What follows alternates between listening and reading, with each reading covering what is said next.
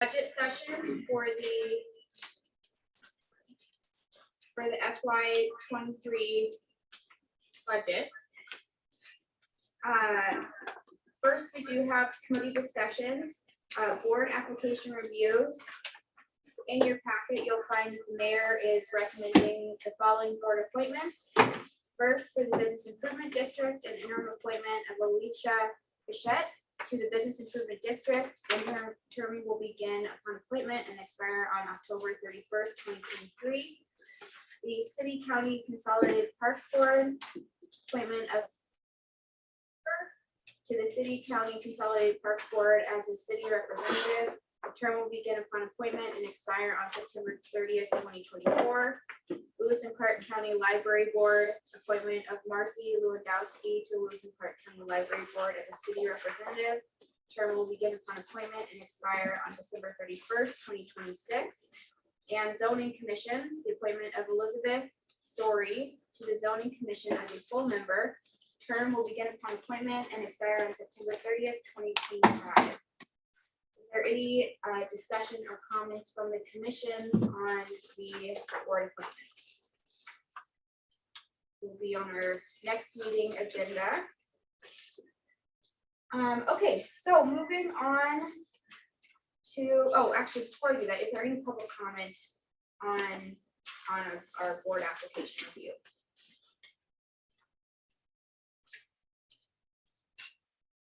Is there any online? I do not see any hands raised or written public comment, Mayor Pro Tem. Next, we'll move on to an overview of the budget process.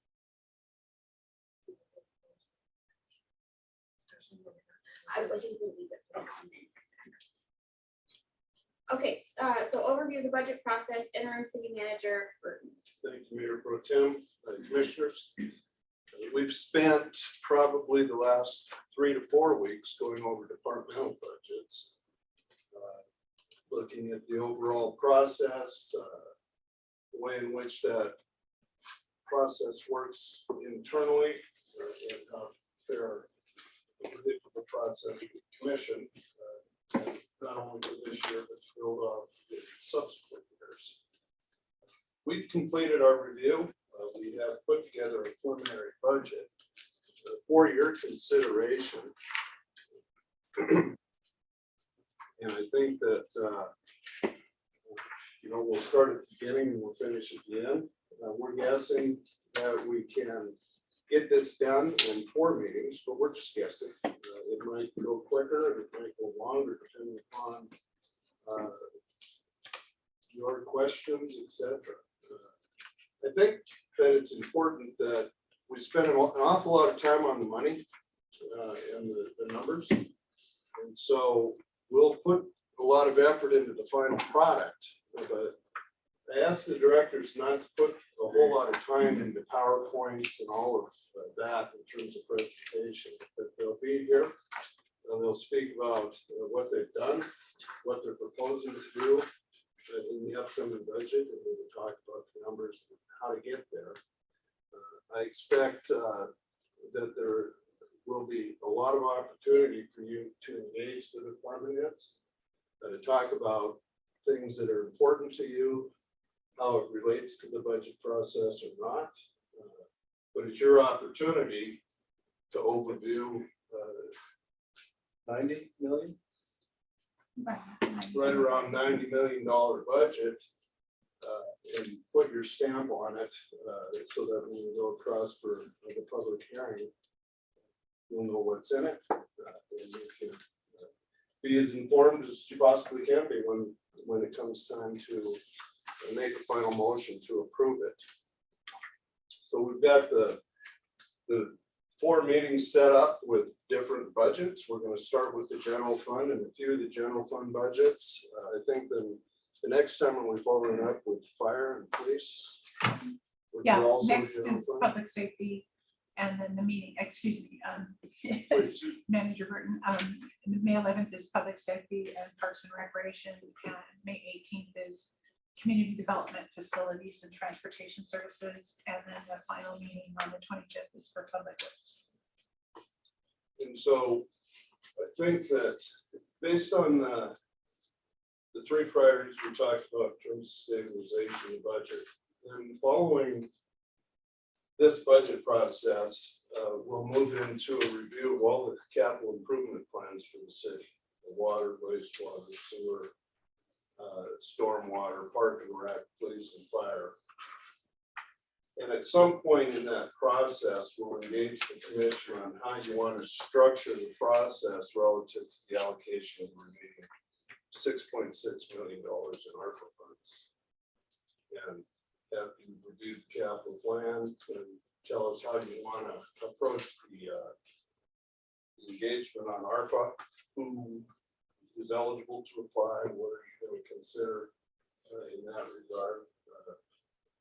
Then we'll tee up that discussion for the commission, allocate the ARPA funds, and then we'll start this process all over again for next year. Similar structure, and at that point you will have, and hopefully you have toured all public facilities. At that point, when you're starting next year's budget, you'll know what to expect from staff. We can modify it where you want to see improvements. And you'll also have allocated not only general fund for capital projects, but also the ARPA monies. That will put us in a position, having reviewed all that, to where you'll know what, in terms of priorities, has not been funded. And we can have discussions relative to rates or fees or bonding, just wherever that conversation goes. But I know that we'll be well positioned to have that discussion at this time next year. So with that, we present the preliminary budget to the commission for your review. The priorities that we as staff have included in this budget for your consideration are a 5% COLA for city employees, a reconfiguration of health benefits, which I think benefit all city employees and put us in a better competitive posture in the markets. And we can do that today. There's one new position that's been funded in this budget, and it's in the clerk's office to move forward on public record keeping project that we have going on at the city and in partnership with Lewis and Clark County. There are other priorities, but those are essentially the big ones that are in this budget. And then you'll have the opportunity to review the general fund capital request today and have a discussion on whether they stay in or not, depending upon what you want to do. Did I miss anything, Sheila? No, I think so. Thank you. Yeah. So with that, Mayor Pro Tem, I think we could go ahead and move to item 5 and do an overview of the general fund, cash revenues and expenses. Sure. Thank you. Good afternoon, Mayor Pro Tem and Commissioners. It's good to see you. I'm just going to give an overall view of the general fund.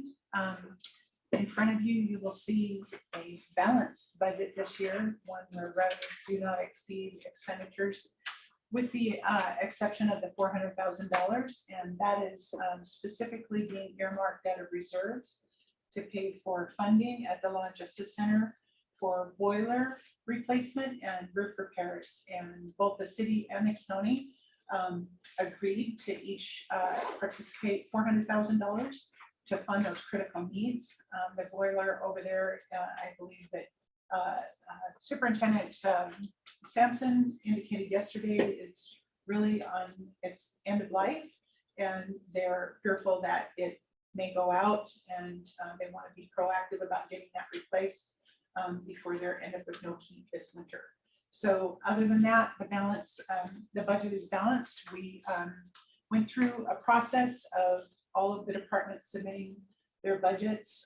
They worked with HR and the lead to discuss their staffing, their proposals, their needs, and HR put all that information together. We brought forward a staffing plan And then they put their operating budgets and capital budgets together and put them forth to finance. We consolidated all of that information.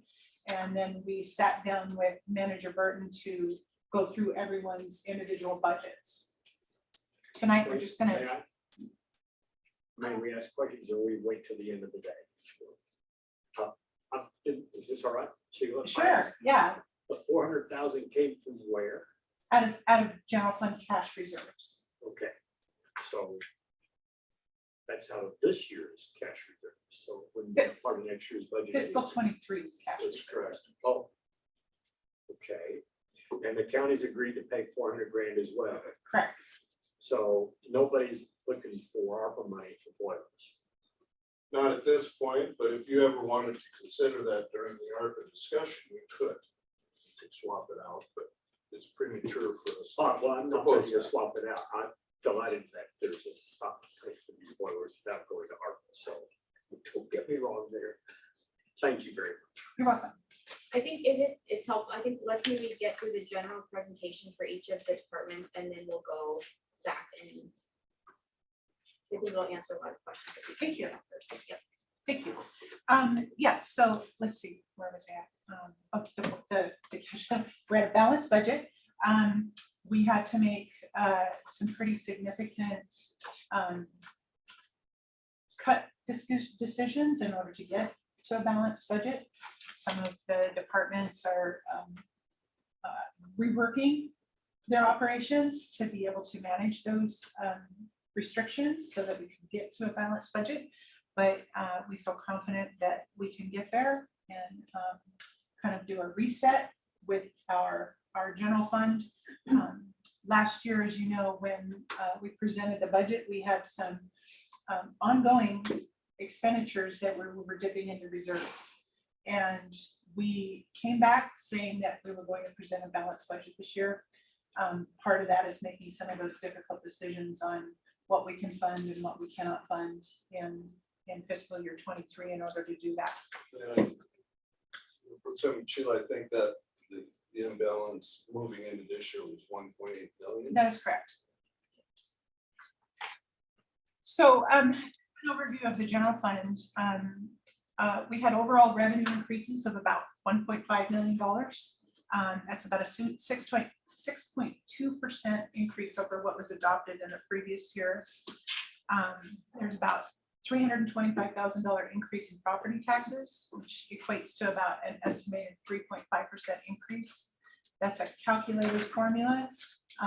Plus it allows for a little bit of growth, economic growth in the community to account for that, but it doesn't go up very much every year. There is the motor vehicle option tax increase of about 7%, estimated health insurance levy increase of about 3.5%. And in addition to that, charges for services are going up by but almost double, but that's kind of a misnomer because a lot of that has to do with reorganizing how the fire service, some of their contract money that used to go into a different fund used to be transferred back to the general fund. We changed that. It's kind of an accounting change just to recognize that as revenue from those sources instead of a transfer. And so that's why that's going up. We're also asking for SRO reimbursement from the school district this year, where we did not receive that in fiscal 22 and we received less in fiscal 21. So that contract is being finalized, I believe, and the estimated percentage to fund 2 SRO officers is about $166,000 for that. Our internal charge allocations are going up by almost 22%, and our transfers down kind of offset those charges for services by going down by about 32%. But again, that's that restructuring of that fire service revenue instead of a transfer. It's actually being recognized as revenue.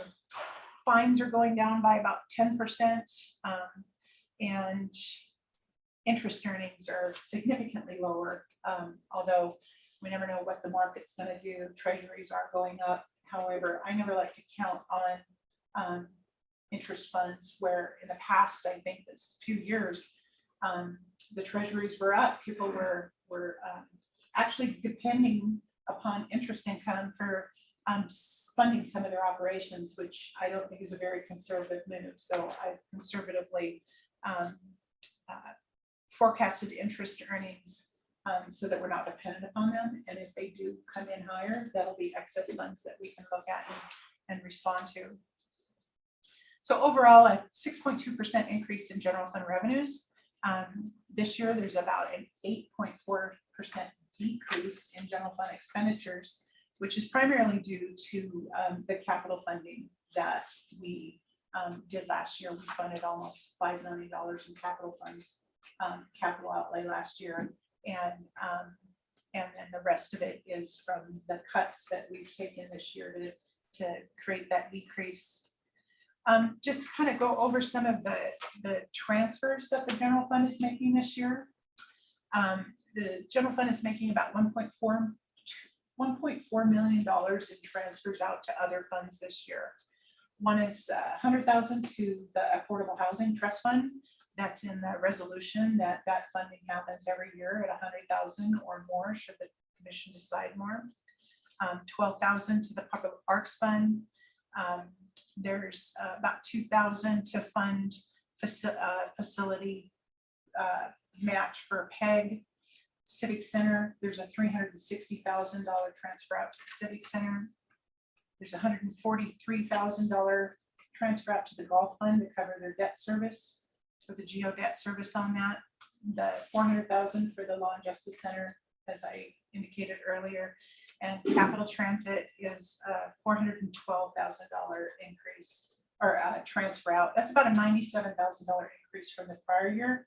That's based on a formula match for the city's contribution to transit services. So in all, transfers out to other funds are about $1.4 million.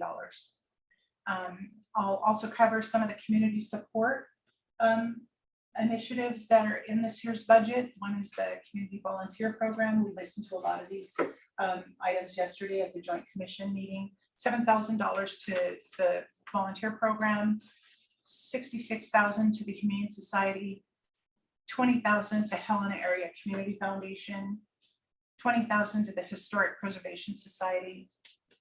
We're funding PEG at about $207,000. There's a $1,000 donation to the Sun Run, $1,000 donation to Big Sky Pride, $5,000 to the Symphony, and $5,000 to MVAC. And that's what's currently in the fiscal 23 budget and up for conversation and decision by the commission. There are some other small community support items in the budget as well, like a volunteer picnic and table donation for the Chamber of Commerce for about $4,000. Other things to note that are in the general fund this year that I need to bring to your attention is we have earmarked about $3,000 for a strategic planning consultant to have a strategic planning retreat with the commission. We also have earmarked some funds, about $30,000 for a market-based pay plan, and our HR director, McMahon, will go more into that. And there needs to be a discussion of the recruitment. There is some funds set aside for recruitment for the city manager, but there also needs to be a conversation about the city manager salary setting. And again, the HR director, McMahon, will address that. One thing that did come in today that we didn't know when we put this packet together is our AVOCA grant, which is our victim services grant. Came in a little bit significantly less than we had hoped it would be. It was a very competitive grant this year. We had anticipated quite a bit more, and they're awarding us about, and Nicole, about $106,000 for that grant. That funds actually Nicole Doyle's position for victim services, and it's pretty vital and impactful program for the community. But the budget as it stands now indicates about $10,000 more than we're expecting this fiscal year for that grant. So we will be requesting to have the commission look at cash reserves to fund the rest of that program for this year is about $10,000. And that is the overview that I have for the general fund right now. I think it was a lot of great conversations that we've had with the different departments and understanding their operations. And I certainly recognize some of their challenges that they'll be facing to incorporate some of the cuts, but we felt that was important to reset the base and bring back a balanced budget to the commission. So at this time, I'm happy to answer any questions you might have on the general fund. Thank you, Director Danielson, and thanks to your entire team for all the work you've seen in city health departments. Questions and comments from the commission? Thank you, Mayor Pro Tem. Thank you, Ms. Danielson, for the presentation and the report. You mentioned cuts were there any cuts to personnel or positions? Pardon me? Were there any cuts to personnel or positions? Yes, there was a part-time position that was cut for fiscal 20. Questions? Well, Beaver? I probably have more questions than you want me to ask. So I'll try to be I'll try to limit myself. The reserve target is $3,887,000. Is that like 3% or 2%? Is there something in city code that says what your target is? Thank you, Commissioner. That is an operating reserve target. That's greater of 60 days operating costs or 15% of operating expenses. Okay. That's a fairly conservative reserve. Last year, we put in place to have 20% of excess reserves earmarked for a contingency fund. And last year was the first year that we started to do that. So I would hate to draw the full balance of the general fund reserve, cash of $8.5 million down. Too much until that contingency fund starts to build up over time. At that point, then I would feel pretty comfortable that that operating reserve in the general fund would be satisfactory. So you also have a contingency fund in addition to a reserve account. We just started that this year. At the end of this fiscal year, it'll be dependent upon the actual excess, whatever excess is in there. It's 20% of the excess over and above that operating reserve will then be earmarked for a contingency fund and will be restricted for commission and city manager appropriation approval. All right. Now, I'm trying to work on nomenclature here more than maybe anything else. Excess for funding means what? Typically, the excess reserve is earmarked for one-time expenditures, such as capital. You're in. So you have two reserve accounts or one reserve account, which you think you might be dipping into excess for funding. I mean, that amount, that much. I'm trying to just figure out how, because really, if you add the two numbers up, you've got $6 million there. So I'm just wondering how one relates to the other. So if you look at the general fund ending cash balance of $8.5 million, almost 3.9 of that is reserved for operations, which leaves a balance of $4.6 million of above and beyond the cash balance. But $2 million of that is going to be earmarked into a contingency fund. So you're building your contingency fund with reserves. Yes, sir. Yes. Pro Tem Commissioner, I think it's important to state too that we've also got a 3.75 vacancy savings in this. In the general fund. In the general budget. fund. Yes, thank you. And so what we did is we looked at the history and feel very comfortable that the 3.75 is readily achievable. But we'll be able to manage that too, because any new hires that need to be signed off on by HR and by finance. months. And so we'll double check that throughout the year as we staff up. And I just wanted to add that. Thank you. I appreciate that. So 3.75. Percent of the total. Yeah. You're anticipating that small vacancy savings. Well, we could go well beyond that, but factored in here, we want to be very conservative. Okay, and then I'll ask one more question, then I'll be quiet. Let my fellow commissioner who asked. You're anticipating a 5% increase for employees who are not organized? That's correct. Okay, so bargaining, the contracts don't expire until next year, I think is the first one that expires in 23. 23. Time passes. Having said that, so this budget will not be anticipating any budgeting or any fiscal increases for organized staff until next budget cycle. Thank you, Commissioner. Yes, that is correct. How the public safety police contract, the language in that is a minimum of 2% or a 5% COLA, or not, or an authorized COLA from the commission, which is ever is higher. So the police will get the proposed 5% if approved by the commission, along with the non-bargaining unit employees. The ones that are fixed for fiscal 23 at this point are the vacancy or the temporary staff. That matrix came before the commission that is fixed as is through the fiscal year 23, and the fire salaries are fixed through fiscal 23, and the SSD group, who are the support services group, they received a significant salary increase in March, and that is fixed through fiscal 23. So SSD and dispatcher is one contract. Mm-hmm. Thank you very much. You know, just what they're. Yeah, I'm sorry.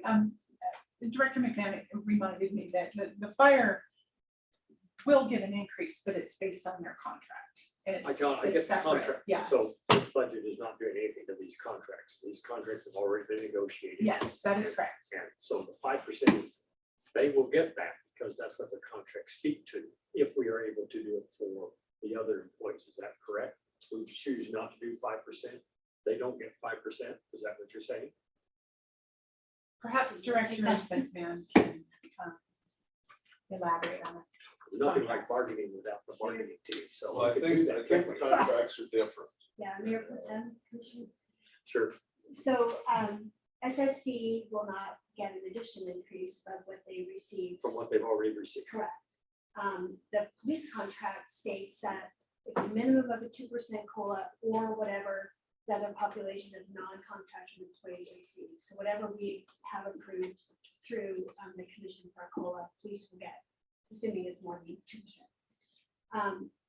Fire in their contract already has a methodology for determining their wages. And so those have also been incorporated in the fiscal year 23 budget. It's a very different methodology than a COLA or across the board, and that's all been incorporated in the fiscal year 23 budget per their contract. Well, not to dwell on this too much longer, but if the commission agrees to a 5% increase for city employees who are not organized, that is the minimum increase that police and fire will receive. The COLA could be greater or lesser than that for, I don't know what likely that would be, but presumably the higher of those two would control. For police and non-contracted employees, yes. Thank you very much. Commissioner Reed. Thank you, Mayor Pro Tem, and thank you, Director Danielson, and everyone for your work on this budget. Just a quick question to clarify. I think I understand, but I want to make sure I do. When we were talking about support subsidies by group, which is on page 11 of the packet. Can you just clarify what that means?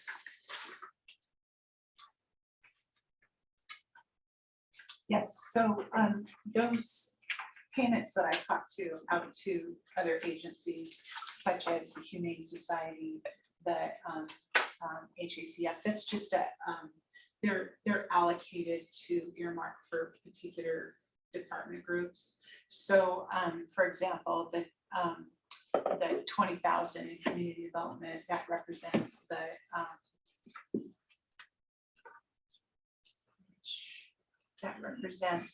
Historic Preservation Society grant. The 72,000 for police and court represent Humane Society and the volunteer program grant. And then the general government incorporates like PEG and Sunrun and some of those grants. They're just organized by how they fall in the general government. Thank you. Therefore, if I might just quick follow-up. I know we're gonna get into this more, but if you could give us like super high level, big picture, the amounts for civic center and golf course have changed quite a bit since last year. Can you just give us a sense of where we are with those? Yes, thank you, Commissioner Reed. The golf course received more funding last year. I believe they received about 235,000 last year for fiscal 22. It's varied over the last few years of how much funding they have received. It was discussed at the last budget sessions that the commission would like to support the debt service for the geo debt for basically Moody's restaurant. And that comes to the 142,005. So that is the commitment that we, as a draft slated for support to the golf course. The Civic Center also has, varied. They went through a couple of real tough years with COVID, with revenue loss, depleting some of their reserves. Again, the 360,000 is what they received for the prior year. So that's a decision that the commission would entertain whether they would like to subsidize that more or less. Currently, they're just in draft form for recommendations to the commission to consider. And that's what they requested through the budget process. And the details on that.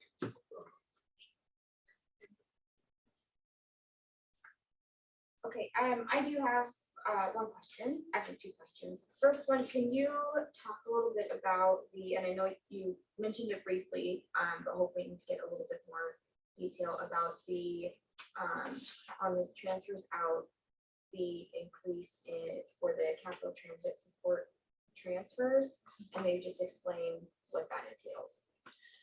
Yeah, they have a formula that they have to use when they submit their application to the state for state funding and what the required city match is. And so that formula that they prepared came to a $412,000 match that the city's required to contribute to the transit system.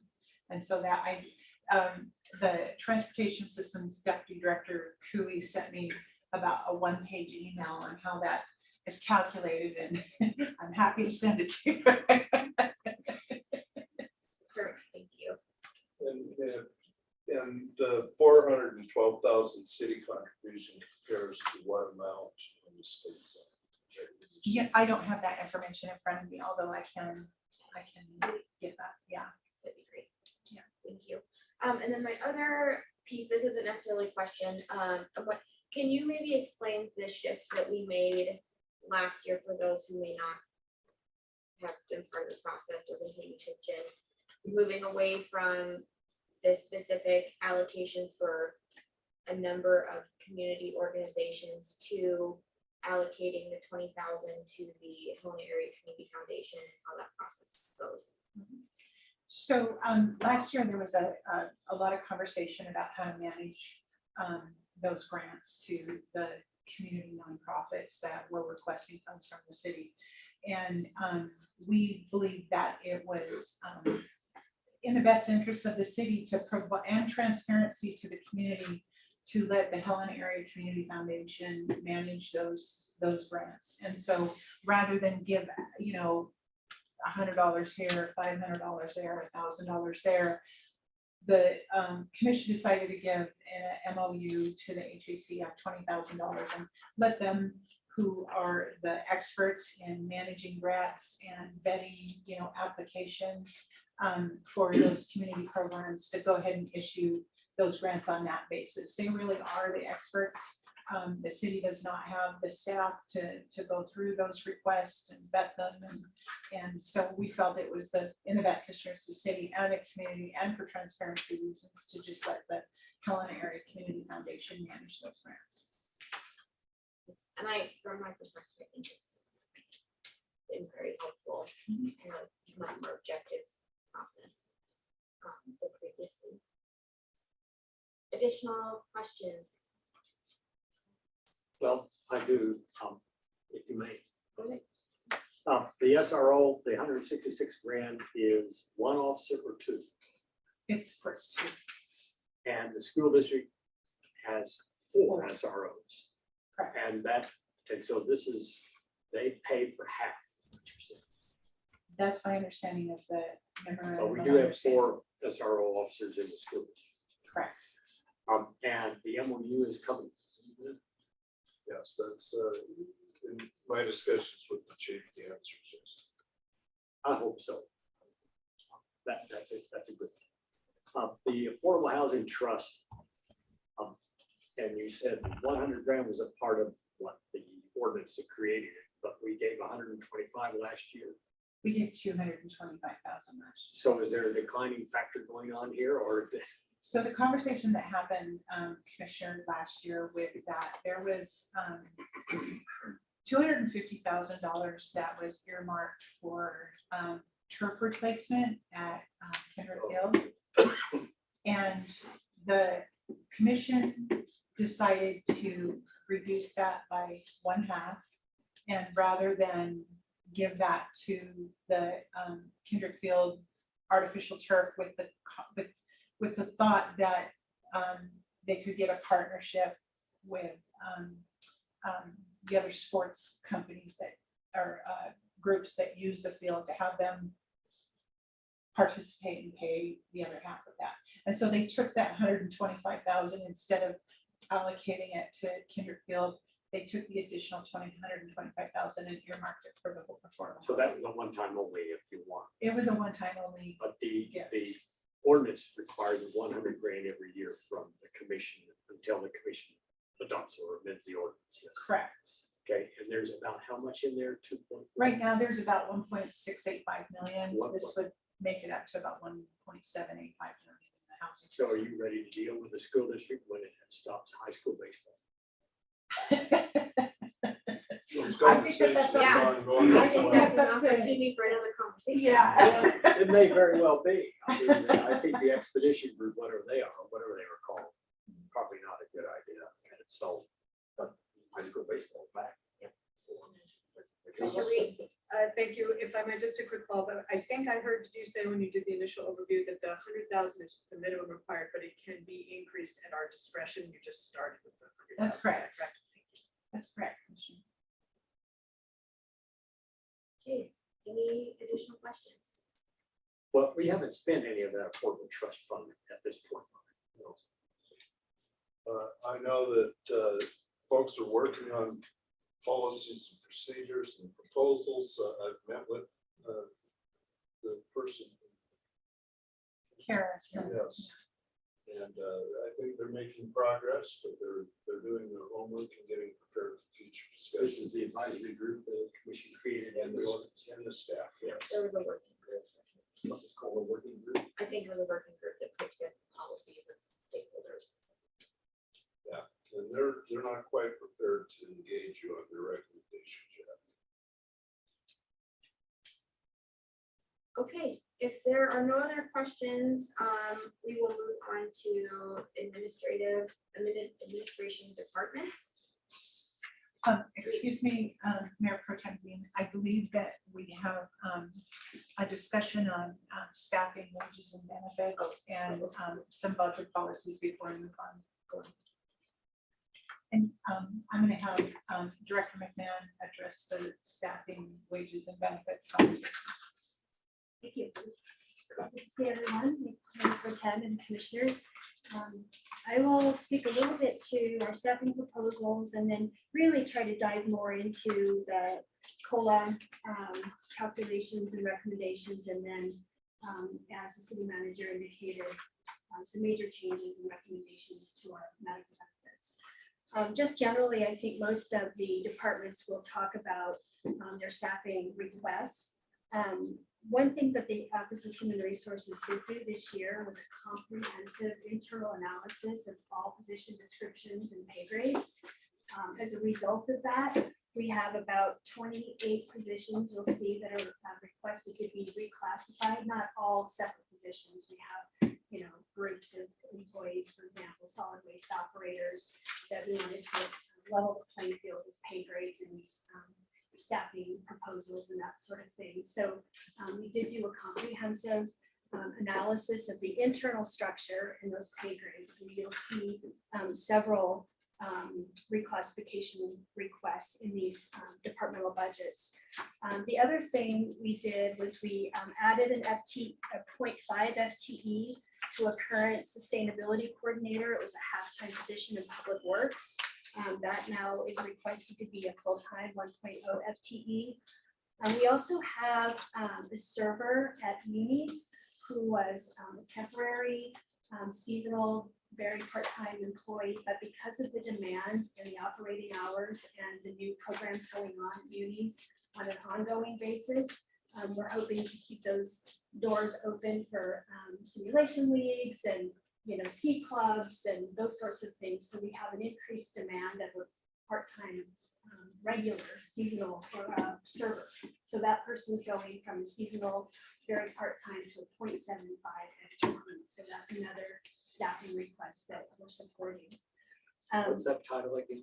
It's a server, just a food server at Munis Restaurant. Also, as the city manager indicated, we do have one FTE request for a clerk in the Office of the Commission to help with electronic records. We have some others that aren't the general fund, such as a new building inspector. We need an additional building inspector. And then a facility superintendent of Public Works.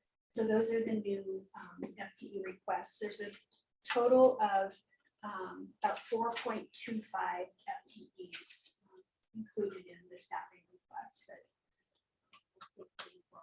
You'll hear again more about those in those departmental presentations. Yeah, and that's all funds, Mayor Pro Tem. So when I was referencing the one, that was in general. Any questions? So to increase 4.25 FTE, that comes to the commission for its decision, or you have to do that in administrative? No, it comes to the commission. It'll come to the commission. Other questions for staffing? Director McMahon, sorry. Get my words. You have increased 1.0 for the sustainability coordinator. Very pleased to hear that. Is that remaining in Public Works? Yes. Thank you. I think at the time, Mayor Pro Tem, that we had that discussion in Public Works, I think that that's a really good fit based upon all the other resources that fit within the duties of that job. Is that position still vacant? It is, and I think that the folks at Public Works made a very good pitch that they can't recruit a part-time person, that they can recruit a full-time person, and that they've got the work for a full-time person to do. Any questions, comments?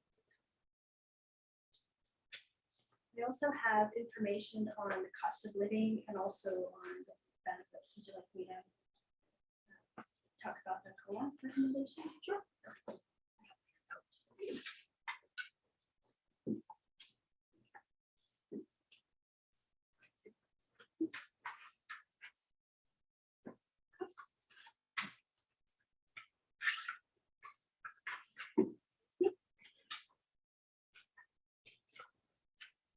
Just a logistics question. For any of these handouts, can we get them included on the budget page online?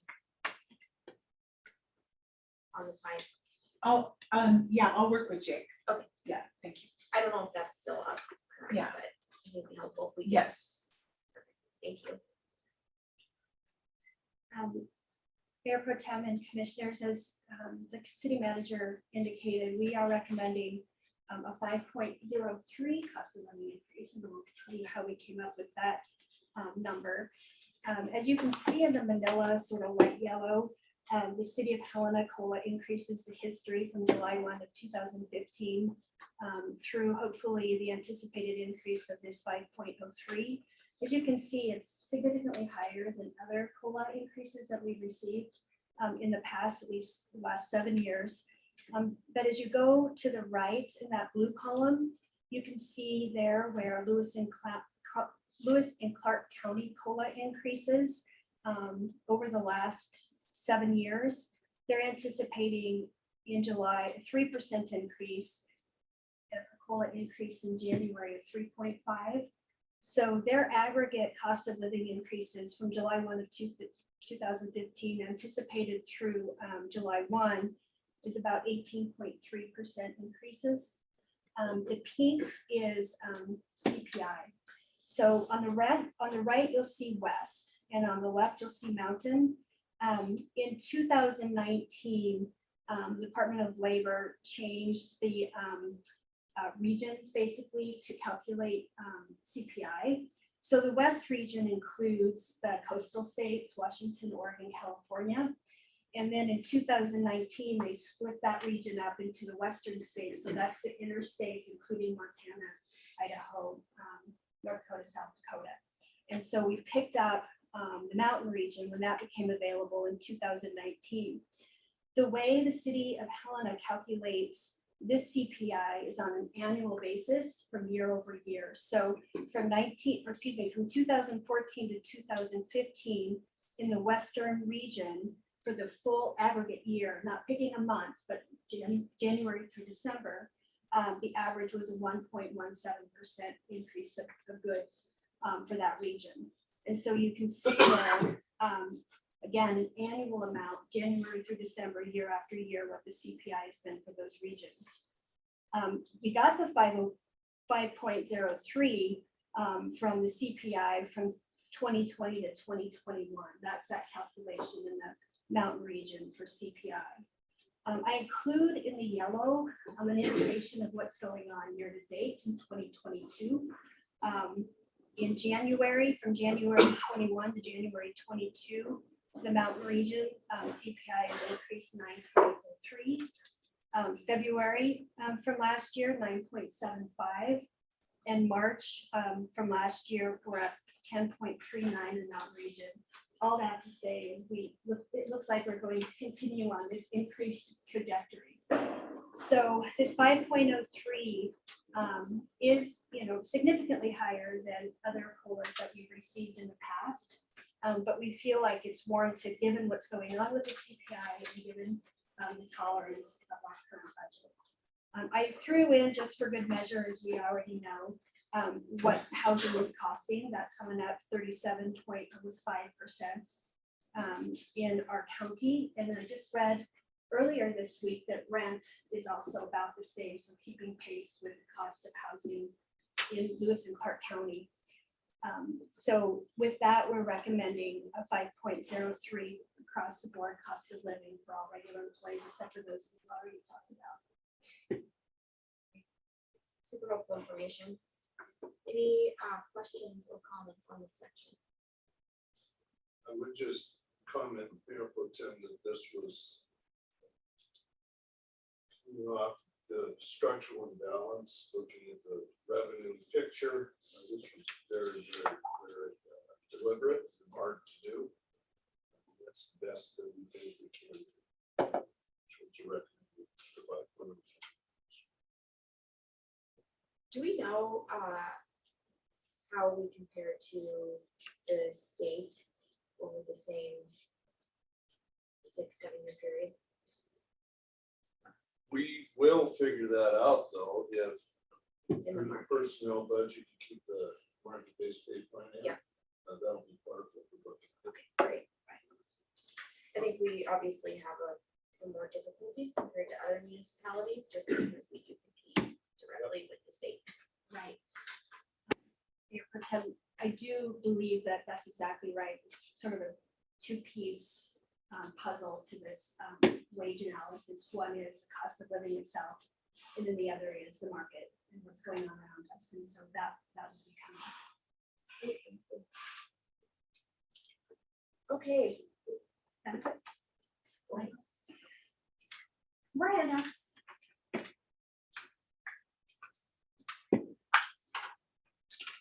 Oh, yeah.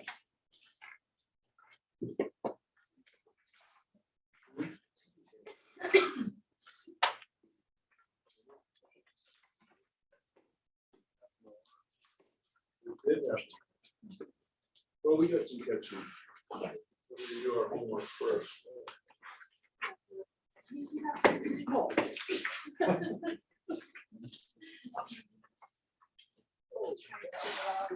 Trying to make it easy.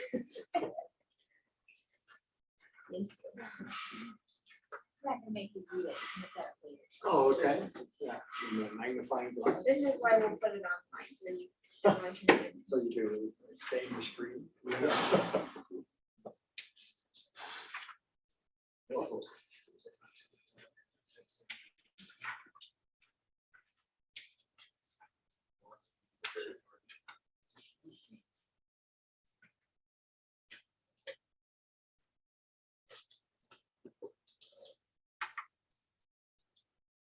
Great. I would like to spend some time explaining in some detail what we're proposing for the medical benefits. Currently, the City of Helena offers to our employees who are eligible for benefits 4 different medical plans. They're offered through MMIA, it's their standard MMIA platform. Bridger, Madison, Mission, and the High Deductible Health Plan. And they're highlighted along the top there. What I want to do is spend a little bit of time talking about plan design and premiums, and it'll hopefully lead us to why we're making the recommendations that we have. So the Bridger plan right now is our richest plan. It is a $500 individual deductible and a $1,000 family deductible. And what that means is participants pay 100% of their bills, basically up to $500. If they cover anyone else, spouse or dependents, they pay $1,000, no more than $500 per person. It's called embedded deductible, for their care. So 100% of their care is paid through that deductible. After they reach the deductible, then they pay 20% of the bill. I'm going to just talk about in-network. We do have some out-of-network, out of co-pays, but in-network, after they meet the deductible, they pay 20% of the bill until they reach their out-of-pocket maximum of $1,500 per person, $3,000 per family. And then the prescription drug benefits you'll see are the same for all the traditional plans. So that's our richest plan. For the premiums, the employee only pays $40 a month. The employee and spouse, $578 a month. Employee and children, $267. And then employee with children and spouse, they pay upwards of $800 a month for that plan. The Madison plan is the most highly enrolled plan that we have in terms of a traditional plan. And you'll see there that the deductibles are the same. The out-of-pocket, the co-insurance is a 30% paid for the employee. And then the out-of-pocket max is $2,000 per person, $4,000 by individual. And so you can see there that premium is $0 for the employee. However, if you have an employee who's using this benefit, if they're on the Bridger now and they pay $40 a month, obviously that's almost $500 for the year, which is pretty much an equal benefit by the time that you sign up with the Madison in terms of your out-of-pocket expense. And again, that Madison plan is our most highly enrolled plan. In the faded green, the Mission, it's not as rich of a benefit as you can see if you compare the benefits. $1,000 deductible, $2,000 deductible for family, And then your out-of-pocket max, after you pay 40%, goes to 3,000 out-of-pocket max for individual, and then 6,000 for family. So those are what we call our traditional plans. In the peachy coral color, the high deductible health plan, for those of you who are familiar with high deductibles, that's exactly what it is. The IRS has this carve out for high deductibles where you can see really where it gets expensive is in those out-of-pocket vaccines. So employees only, if they run through their deductibles, it's out-of-pocket max of $5,250 for the individual, $10,500 for a family. And then the premiums you can see there are less than the other plans. Now, in the mission and the high deductible health plan, you might notice this excess column. Because those plans are not as rich, right now what the city does is they give to employees $81 extra basically to either offset premium or purchase other benefits. So they, family dental or accident insurance or something to that effect. So right now they get that excess money in addition to their coverage.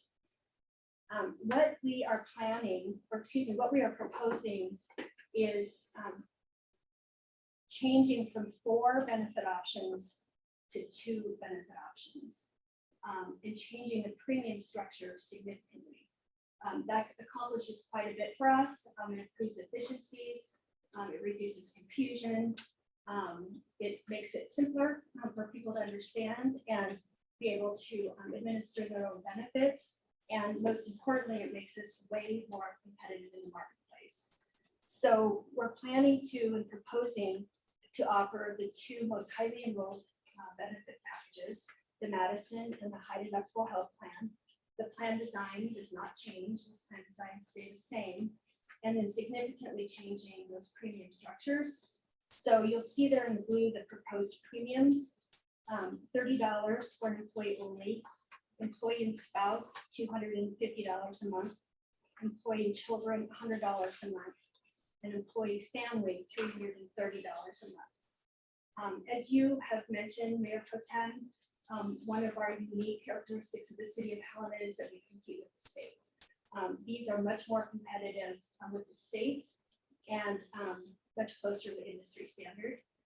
We had a formula the way we had our premium structure built before that just does not work anymore. Originally, the premium structure was put into place for 2 reasons. One, to fund a self-funded plan.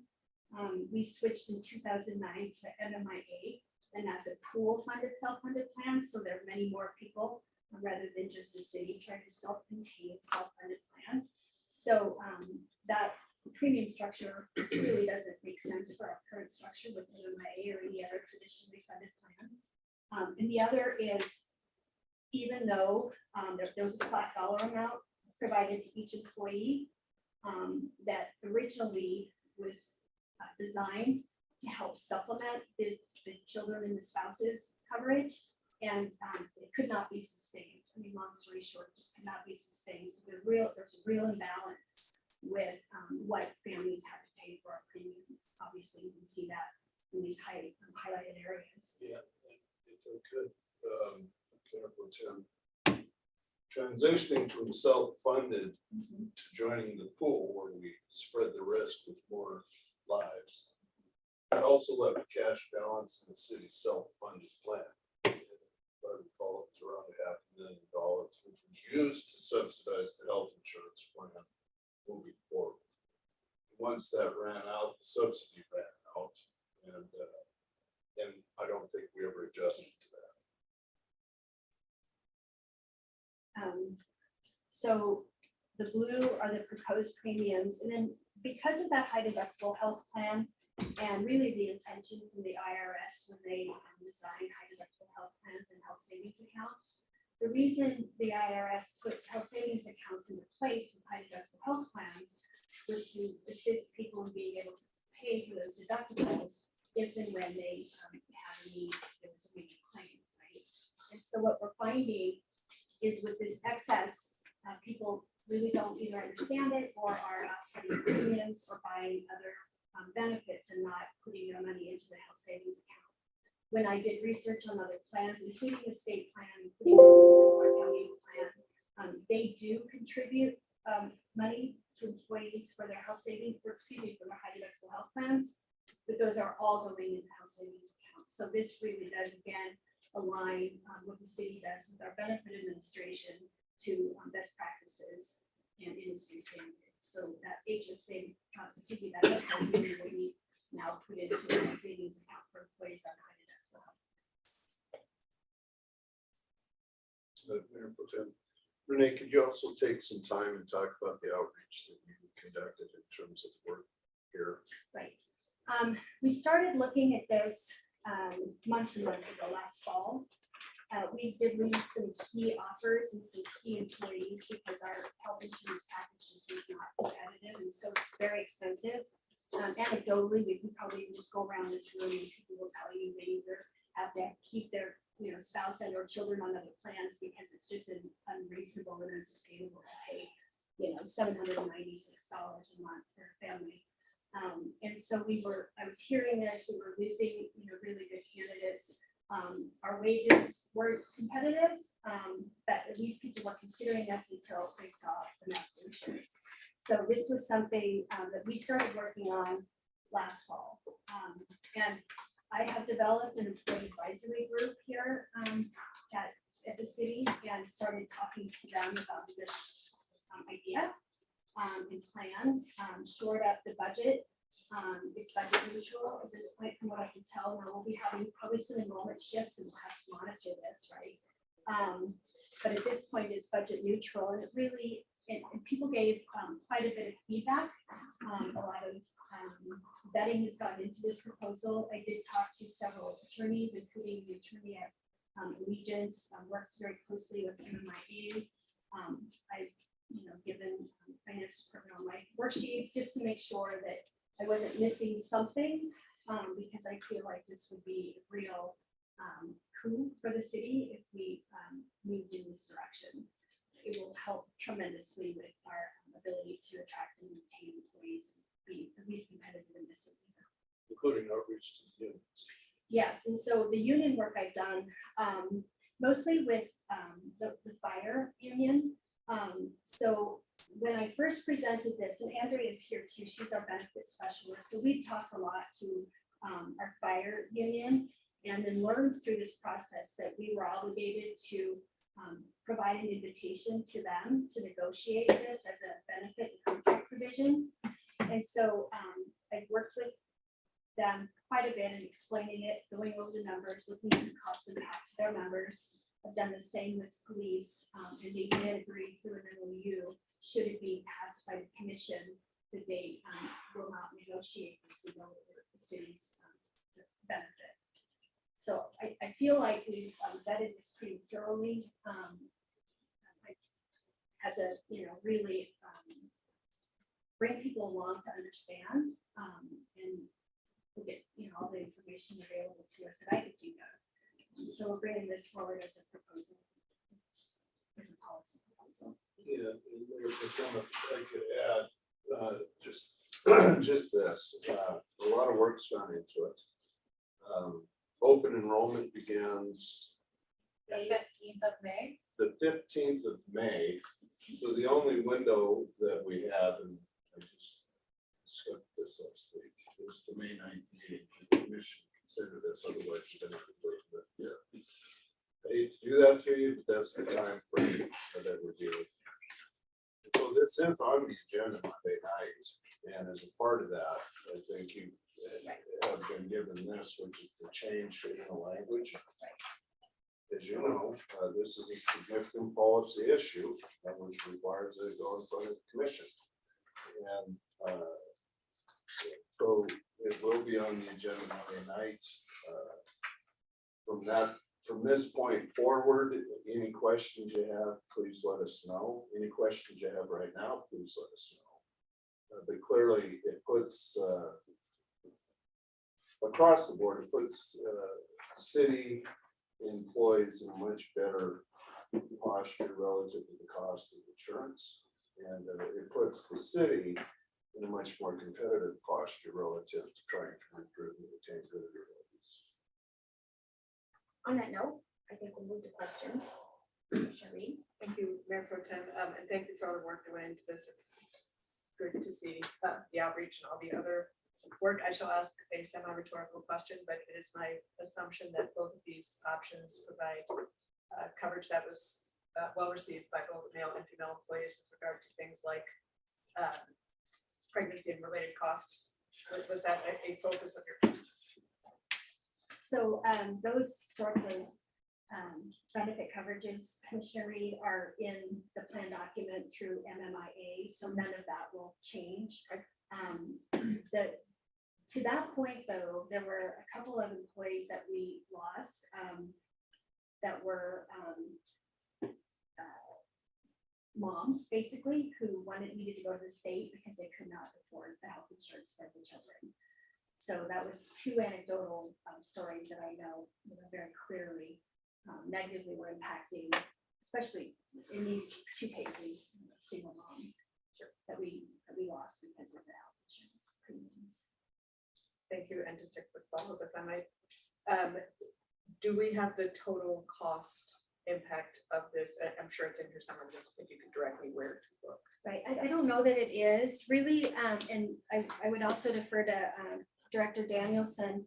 When I conducted the analysis, the cost analysis, there was a neutral budget impact. However, we did increase the benefits and medical insurance budget by 3% because that was just the rates that MMIA is increasing, which is very competitive. But it really didn't impact it by this cost modeling. Great, thank you. I think that's the story, right? Yeah, yes, it is. And thank you, Mayor Pro Tem and Commissioner, that I believe that the total out-of-pocket cost for the or contribution from the city is right between 4.7 and $4.8 million for health benefits. Statewide across all How much plans. does the levy pay? The levy supports most of that.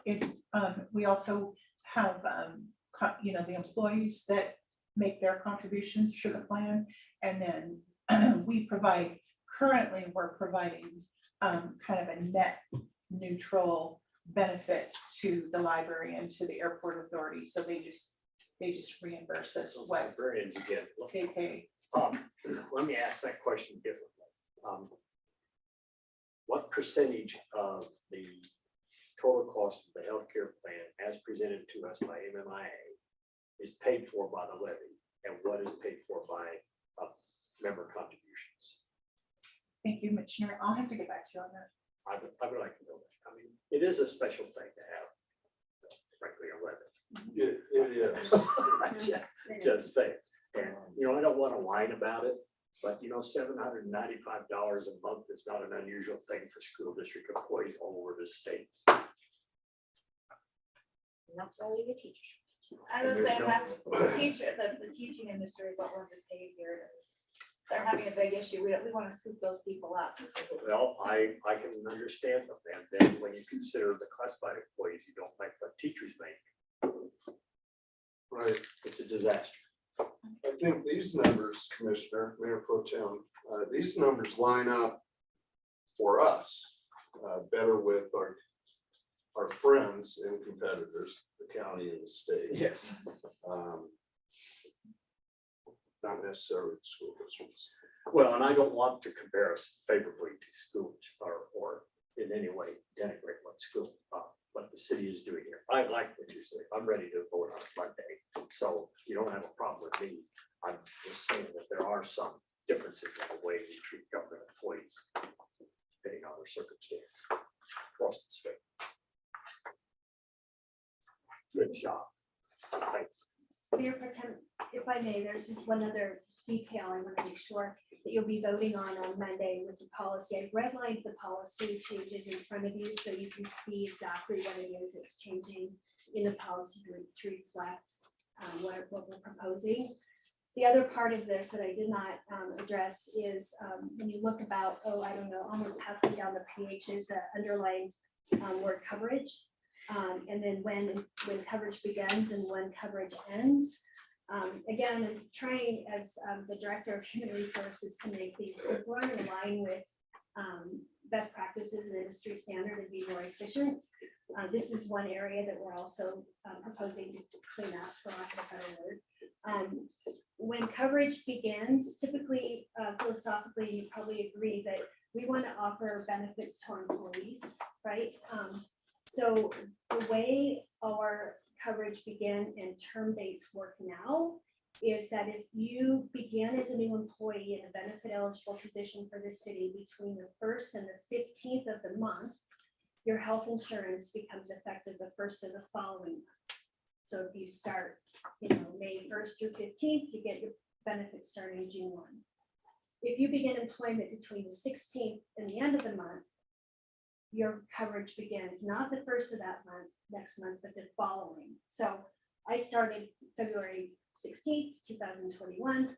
My health insurance started April. So I had about a 6-week lag before my health insurance kicked in. Industry standard is when you become an employee, your benefits begin the 1st of the following month of your employment. That's when you become an employee, your benefits and compensation should kick in. So that's what's reflected here. Also, conversely, with termination, same sort of concept. Right now, the way we administer this is if you term the 1st through the 15th, your benefit terms the end of the month. After the 16th, there's another 2 weeks plus a month. So again, what we're proposing here is showing this up to be in alignment with best practices and make sure our employees have the coverage when they're employed. Terminate your employment the 1st through the end of the month, your benefits term the end of that month. So again, it's just basically cleaning up the administration of how we apply benefits to our employees. Quick question. How many people are currently on the Bridger and Mission plan? I'm just wondering how many people we're going to be asking to pick a new plan. Yep. So we have 150 on the Madison, and then we have 75, 76 on the other two combined. Bridger and Mission and high deductible. A high deductible, we have about 105. I guess one question, just in preparation for Monday, has there been feedback from your working group? Any of those who might be on the other two and are being would be asked to switch? Once we talk to them about, especially the premium on Bridger and how that offsets the out of pocket and the premium difference, if they're not on Toyota especially, people understand that and are supportive.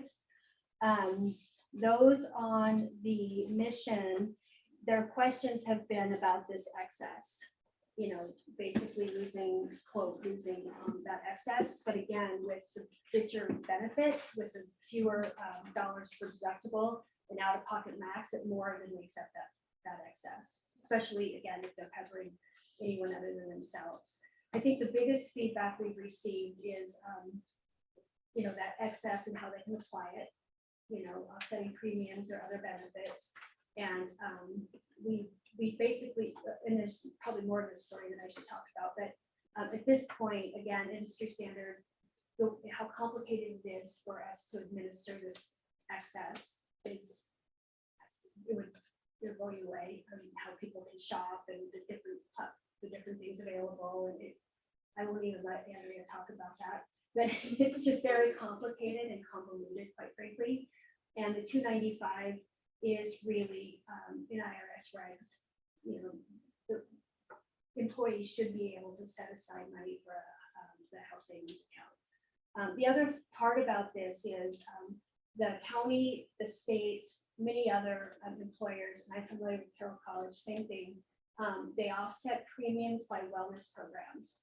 We are not poised and ready for a wellness program at this point. We've had a lot of discussion in our employee wellness, advisory group about wellness programs and offsetting premiums.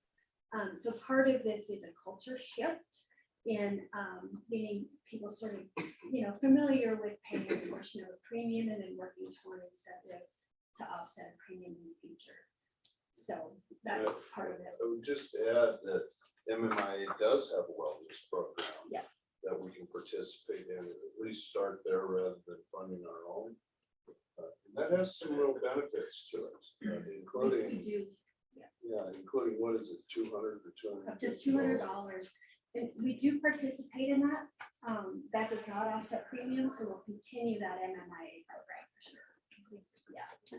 And if I could just add a little bit more, when you asked about the bridger and the admission people, typical feedback from those on the bridger is that they thought they were paid to get quite a bit better coverage than the Madison and other plans.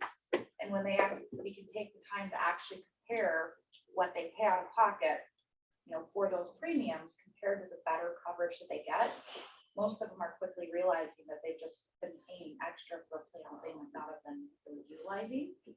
And a lot of the mission people, they're specifically on that plan because they didn't feel comfortable being on a high deductible, but the premium cost to be on the others with the family, it was a cost savings. So most of them would be happy to see, a new premium structure, which meant that it's more affordable to be on Madison. Just one more clarification. You said 150 on Madison, 105 on the high deductible. And then you gave a number that must have included Bridger and Mission combined. 76.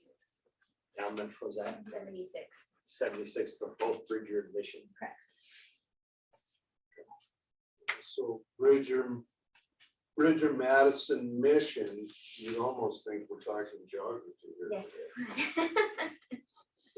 Mr. Logan. Thank you. Thank you, Ms. McMahon. From my perspective, this really looks good and makes a lot of sense. And thank you to your staff for the development of this proposal. And I guess the question for maybe the manager and you, I guess I think I got a sense of, but I want a reassurance of that this will be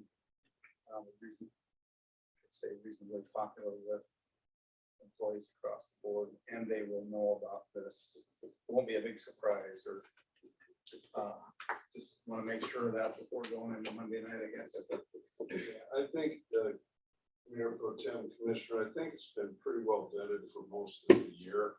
I can't guarantee that everybody agrees with it, but I think generally it's a good policy, better benefits across the board. And it also positions the city more competitively in the employment arena. I had similar questions, and I've not had anybody reach out to me relative to this. When I do talk to people, it's been well received. I think from a policy perspective, which is your arena, and for the long term, it's definitely past due from when we transitioned from self-insured to the pool, but it's definitely time. I think it's been as well vetted through city employees, I think, as it can be.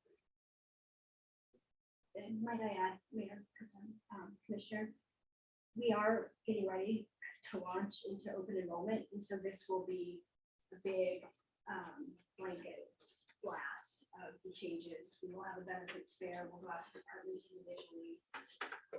So we're not done yet, but we'll plan to continue to communicate all of this.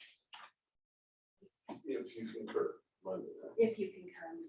And so one more time, you already said it, but Sean makes me ask it again.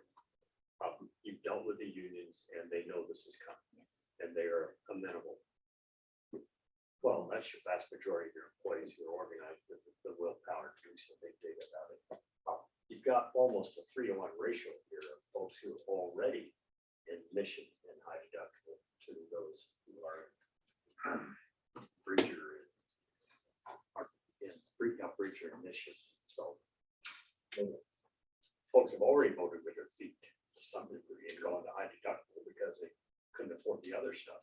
High deductible scared people to death when it first began, me too. And it's slowly evolving as actually how folks just try to make ends meet. But you have to have those health savings accounts working. And if you don't have them working, high deductible is outrage. But if you can get people into saving dollars for those events, with the health savings accounts, and then your money ahead, they're ahead, the employer looks better about it too. One more comment, please, Mayor Pro Tem. In discussing with primarily the police, there was quite a bit of discussion about now employees having to pay $30 a month, where most other than the Bridger participants are paying nothing. But quickly they shifted when, people started talking about the other premiums for people with family and children, and know that it's for really the greater good and support of the city as a whole. So that was positive as well. Before we move on to budget policies, I just remind folks, since this is so time sensitive, that if we do have questions before Monday night, to email those to the city manager and Ms. Whitman. Okay, that's moving. Okay, budget policies. Thank you, Mayor Pro Tem. I did also, during our general fund cash reserves expenses commentary, I meant to address the capital that is in front of you.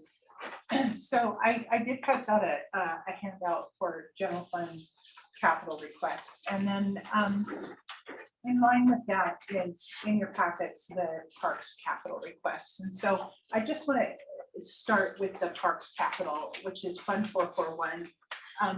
Yes, Manager Burton. I've just been thinking, Director, that one way to handle this is keep this sheet. Because I think what I'd like to do is, after they've had the opportunity to visit with the various directors, then we'll circle back to a full discussion on the commission allocating capital funds or projects within the capital fund.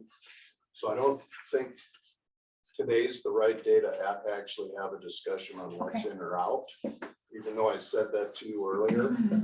I'm calling an audible. That way you can fully discuss these issues with the department heads before you make decisions. That sounds for great. you? Okay. I do have one exception though. I have the Director of Parks and Recreation and Open Lands here to just quickly address there's also the Parks Capital Fund. That is a fund that's supported by park user fees. And it's in your packet that they're requesting $75,000 to come out of those park user fees for Fund 441. But the director can go into more detail with that during her presentation, if that pleases the commission. Okay, thank you. And so, yes, I have provided just kind of a quick list of the general capital requests that are split down by departments for your consideration for funding. At the bottom of the page, I just indicated, what the excess cash reserve is anticipated to be, less the amount that's earmarked for the contingency fund, with total available cash reserves to fund capital at $2.6 million, and there's about $2.2 million in requests. There is a small reserve in the capital fund, and that could potentially fund, some of these requests as well. So those will all be under consideration of the commission to approve. And with that, I'll move on to budget policies. These policies were first in your budget books last year. They address just how we go about our thought process with budgeting, making sure that we're facilitating a process that's transparent, that's understandable for the community and understandable for the commission to understand, to hopefully present a balanced budget to the commission, and a thoughtful process on how we want to extend our reserves. Also last year, we introduced taking out of the actual budget resolution some of these realignment authorities that are in line with state law, whereas the city manager, at the city manager's discretion, can realign budget requests that come through the year, specifically if it's fee-based. For example, if fees went up significantly, and the division wanted to request an appropriation based on those one-time fees, the city manager could then have the authority to do a budget adjustment based on that. Follow through. Also, if something is grant funded, the city manager, typically what happens is the department will come to the commission, accept the grant, and then with the acceptance of that grant, then can increase appropriations in the budget without having to go for a full budget amendment process. And the carryover process, which we have historically done after the budget is adopted, trying to just understand which capital projects then did not get completed in the fiscal year that they were appropriated, and then bring to the commission the carryovers of the capital process. And so that's what the realignment and the authorization authority is for that. The reserves were brought forward to the commission last year in the budget book that established reserves for different funds. It varies, with the general fund at a 60-day or 15% of annual operating revenues for operating reserves. And granted, these are operating reserves. Some of the special revenue funds at 18% or 90 days of operating revenues, and then also addresses which funds that those are applicable to. Some funds have, like the building fund their reserve is driven by the state. So they have a reserve that is 100% of their operating cost for 1 year is their reserve. Otherwise, if they go over that, then they have to start looking at either reducing their fees or paying funds back to the state. So they're dictated by state law. Also, this policy addresses some contingency funding.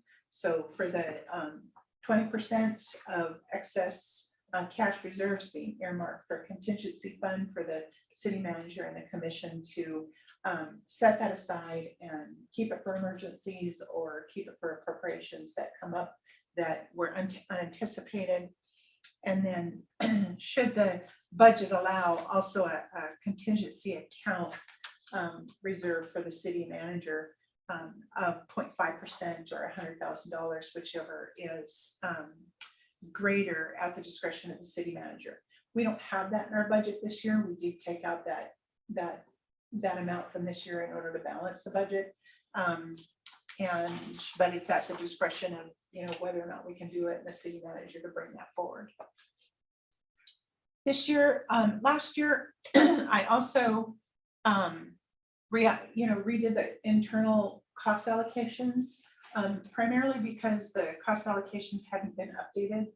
And those are general fund cost allocations of allocating general fund services out to the benefiting funds.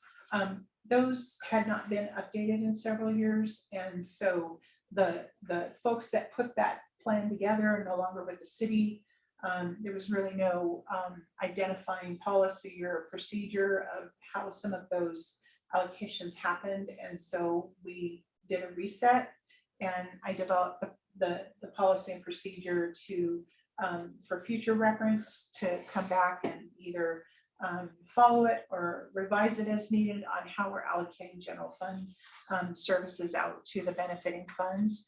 And that was implemented last year, but this year it's in policy format for the commission to ask questions and adopt with the budget adoption. And that's kind of a high level summary. I'm happy to answer any questions if you have any on that. Questions or comments from the commission? I do have one. So is the policies that are included in here say that nothing gets changed when we adopt the budget resolution? Mm-hmm.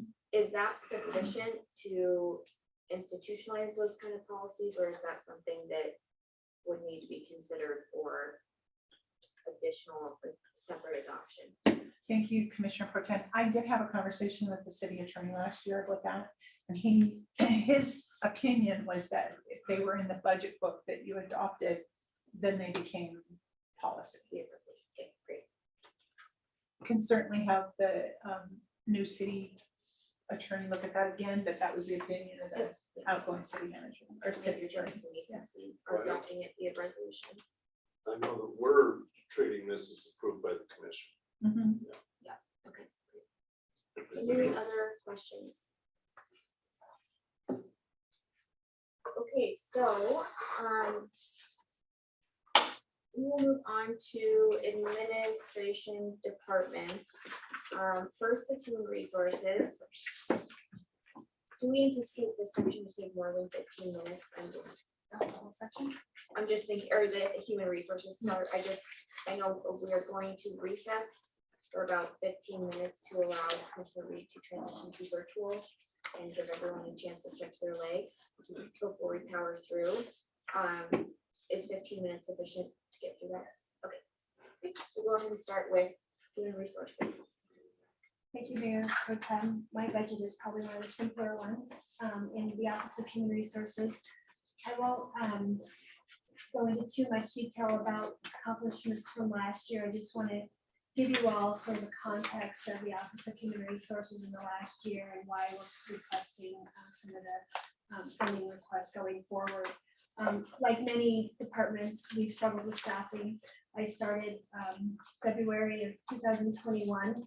We have a staff of 4 FTEs. 2 professional positions were vacant, and we had an administrative assistant who's been there for 1 year. So basically had to build the office. At the same time, Director of Finance, Danielson, and the city manager and I talked about implementing some internal controls of payroll. Payroll had been housed in human resources. Are you looking for the HR budget? It's page 32 of the agenda packet under general government. It starts halfway down the page, so it's hard to see it.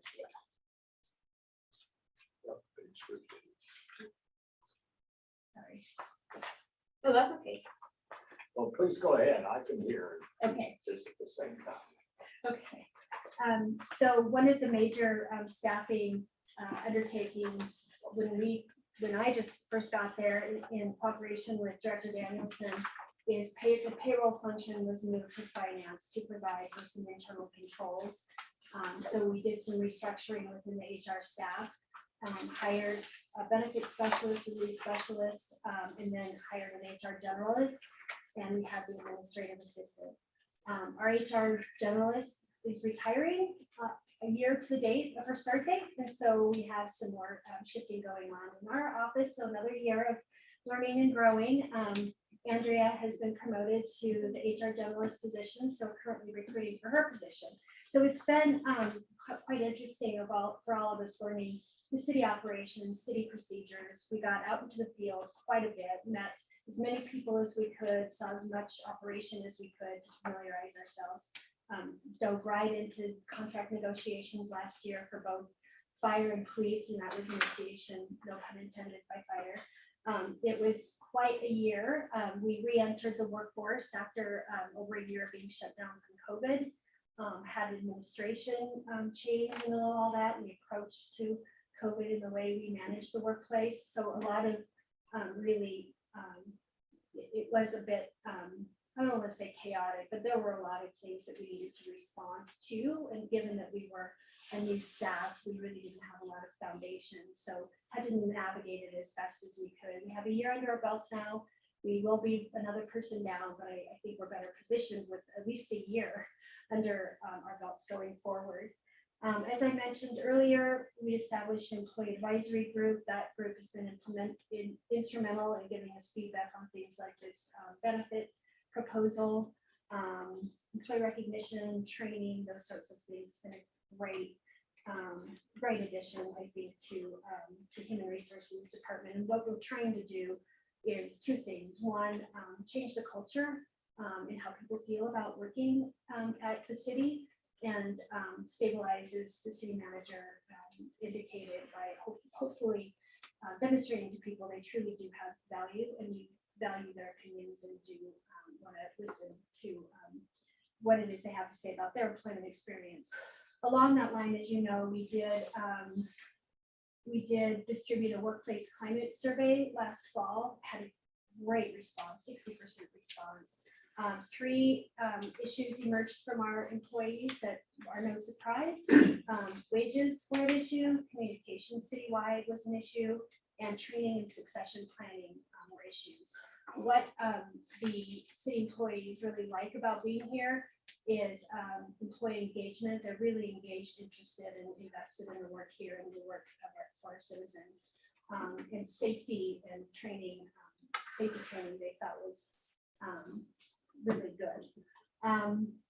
We've conducted over 50 searches in the last year. That's about a 15% turnover rate for the city. That's actually good compared to national statistics in the last few years. But it seems like a lot of openings and a lot of recruitments out of our office.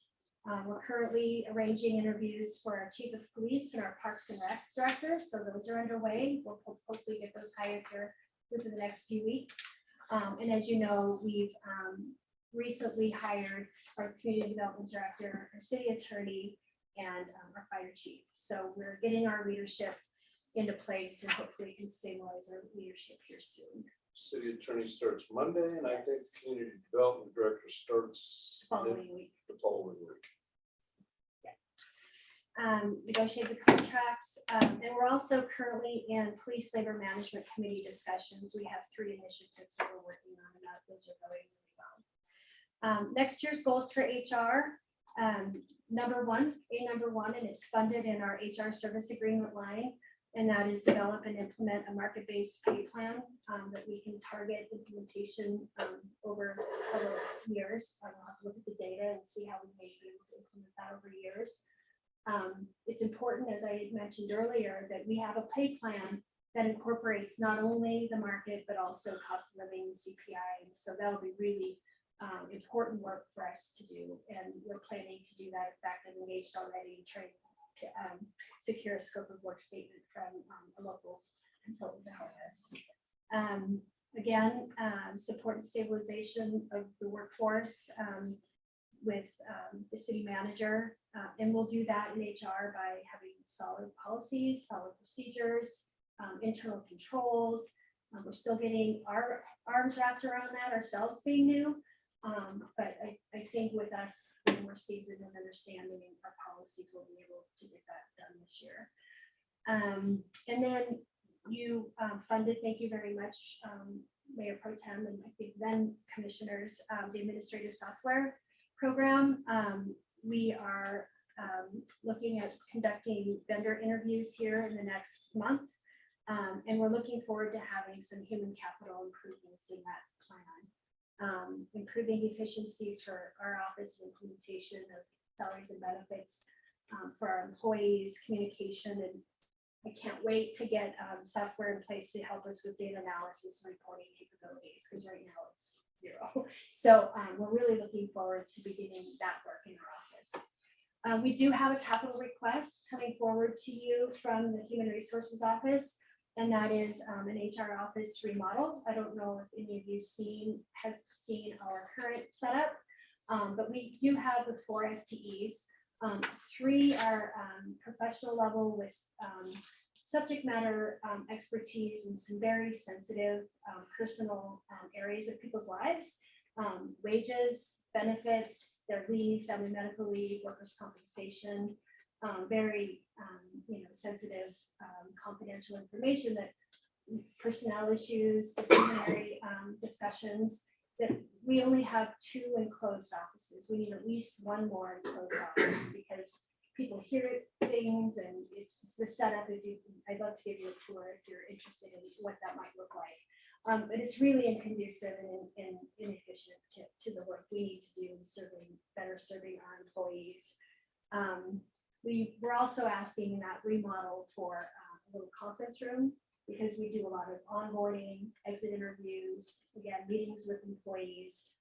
We're consuming these big rooms for multi-departmental meetings by doing 2 people orientations, for example. So we're taking these rooms offline quite a bit in the city county building.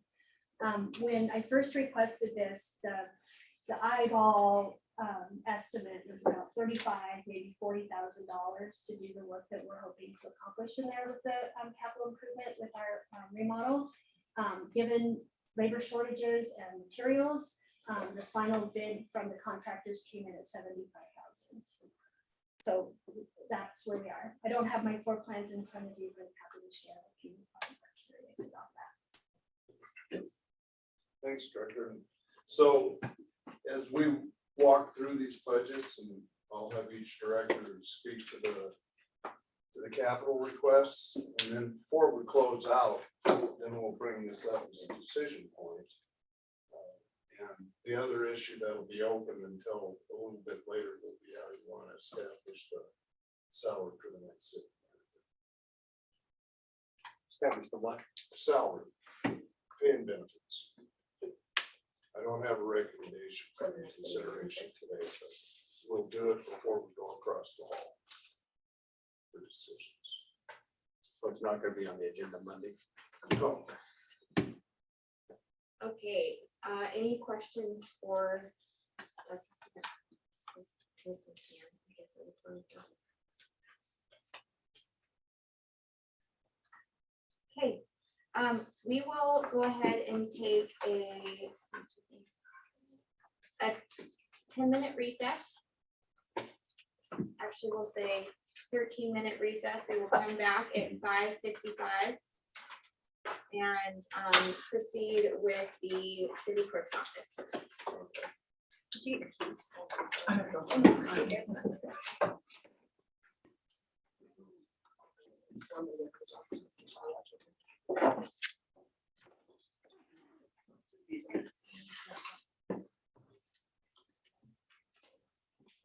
Thank you.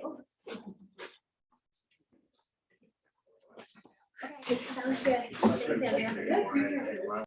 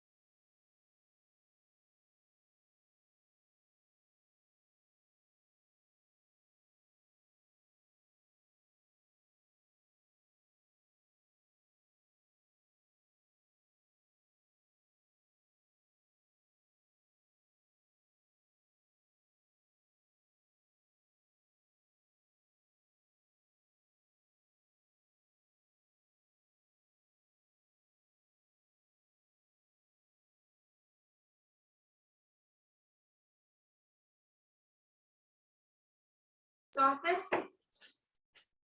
Hold on just a moment. Sorry, Mayor Pro Tem Commission. What page is that? It's on page 24. Thank you. Let's leave that for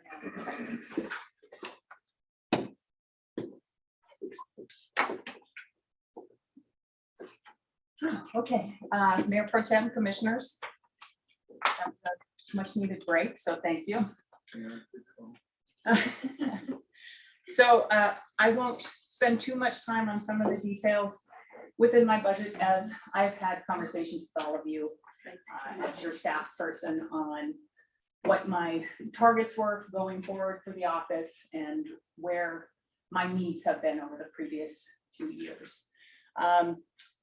Going through our list of items that we've accomplished, number one, I would say we were able to staff the deputy position. As all of you know, I was in the office by myself for close to 2 years. During that time, I hasten to say that a few very essential services out of my office had to be set aside in order to just keep my head close to the surface. We did have some trouble recruiting initially for that position. I know that I had worked closely with Director McMahon about how we might get some good quality applicants. I was very pleased that several applicants from within the city would like to come and work for the commission office and with the city clerk's office. But unfortunately, the grade of that position was such that they weren't willing to take a pay cut. So last year I worked with Director McMahon and the former city manager, and we were able to upgrade that position in last year's budget in order to get Stephanie. So she's been a wonderful addition to the office. I can't say thank you to her enough. This has been a rocky year, even with additional hands in the office. So we're hoping to roll out additional projects, as city manager mentioned earlier, with the proposal for a third person in the office. One of the essential services that we've been advocating for quite some time is that we need a revision of our internal records management program. We are in a new age, and I know that you all know, as we're sitting here on an online meeting, that the digital realm is where we're all heading for every service we offer in reality. That applies to what I call the lifeblood of any bureaucracy, the paper. We're sitting here looking at a paper budget because I think for some of us it's easier to flip through pages, but that doesn't mean that it's accessible to the public that way. We want to be transparent and open with every process we have where it's applicable. And for most people, that's at the click of a button on a web page. So having said all that, I have been working with the county as appointed by the previous city manager to sit on a joint records committee. I think the county and the city are heading in the same general trajectory for how we'd like to handle our internal records management. But we're not going to wait for the county to end up in exactly the same place we are. My office has had a plan for quite some time about how we would like to handle our records management retention program.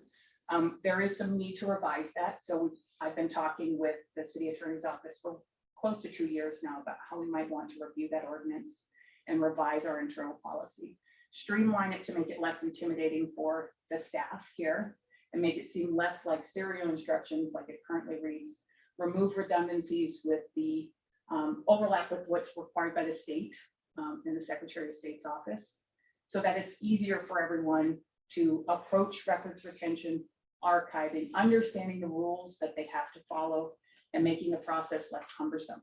So that's a heavy lift. And as my father used to say, when we were kids, you need to learn to walk and chew gum at the same time. So what we're trying to do is digitize current records, digitalize, that's a different word entirely, processes, at the same time reviewing that policy for reams upon reams. The basement is filled with documents, not just mine, but every department's that need to be assessed for volume, potentially scanned and held for time memoriam and archived. Some of them will need to find a home that's safe and not under water pipes because they're precious documents. Some are very historic. So we've been talking as part of that joint project and internally in my office about how we're going to approach all this. None of it can happen without help.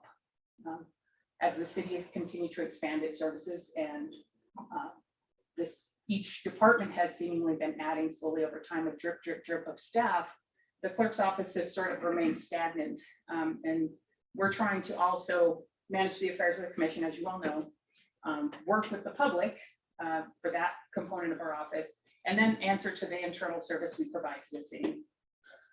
That's just too much for two people anymore to bear. So having said all that,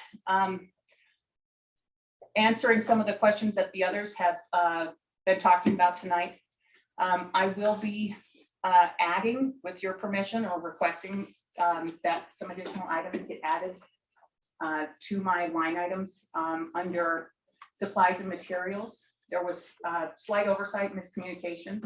And so about approximately $30,000 I'm going to request. And I will list those itemized line items off for you, so you know exactly what I'll be requesting that additional monies for. And we can talk about those further. I would say that I don't know anything about this. And I apologize, City Manager. I was just speaking with Director Danielson right before that the items that I'm requesting were part of my budget sheets. And so I'm unclear as to what exactly happened. It's obviously the commission's decision whether or not these items get requested, but it is, or get honored, but the multitude of these items are part of the project in order to digitize. So I'll list them off, and then if you have any questions as to why, I'd be happy to answer those questions. There's approximately $1,300 to upgrade our Adobe licenses for our office, including an additional one for a third person that would hopefully be placed in our budget.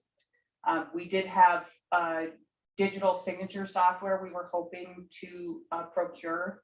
That's part of the transfer of digital documents. We need the ability citywide to be able to apply digital signatures so that we meet the criteria that's required for certified signatures. So if we're passing legal documents between two entities, government entities or contractors, that they meet a certain standard, industry standard and legal standard. DocuSign is one that most people are familiar with. And so when I went out and asked for approximate dollars from different companies, Adobe and DocuSign are the two most popular. We were hoping that we would be able to come under that $20,000 mark, but it seems that most softwares are asking for more money now for their licenses. And certainly that number could come under 20,000, but in order to provide enough licenses for the entire city, and those that send out documents for electronic transfer between entities for signature, that comes in at around $20,000. 5,000 was for a scanner, a tabletop scanner with a large capacity for us to place multitudes of contracts in at once for the third person to stand and scan for hours. We want to try and find a piece of equipment that is conducive to that in order to scan large volumes of documents. And those are coming in anywhere between $3,000 and $6,000. And we were hoping to come in somewhere into that mark. We found a particular scanner that met IT standards and would meet security standards through IT for the network security. And that one came in right around 5,000. Professional service hours for M-Files, which is the digital archiving software we've been using for this project. We had tried over the last year to encourage departments to put professional service hours for support into their budgets, and it became kind of cumbersome for us to charge those out individually to departments. And it was confusing for us as getting those invoices coming in and trying to figure out who they were doled out to. Since the project's being running out of my office, I was speaking with Director Danielson, and I feel like this is a better way to approach it, that we would be able to monitor those professional service hours at 60 hours for the entire project, approximately $7,500 for those. And then the M-Files licensing costs include 3 licenses for our office, again, assuming that the third person is approved, and 1 public external connector license, which is what we've been using this last year for the public to click on a link and have access to the documents within the archive that already exist there. So the goal with that ultimately would be that we would have that link embedded on our webpage. So to me, the kind of the overarching goal will be to get all of our public documents, all of our public records housed within this system, so that ultimately the folks can click on one link and be able to do much of their own searching through our public records on their own. We do handle public information records requests, as you all know, for the city. We're a pinch point office. And I think that often what happens is my office spends a good amount of time distributing public records requests to staff, which can be time consuming. And it's really just data mining. Some of these requests could be easily handled if we just had those documents readily available on our website through this license. And then there's always the public records requests that will require more careful administration, so that they can be properly distributed throughout the city and the departments that need to be reviewing them. So that's the total amount that was actually not within the computer equipment and supply. Again, this is a request. You guys, this is up to you to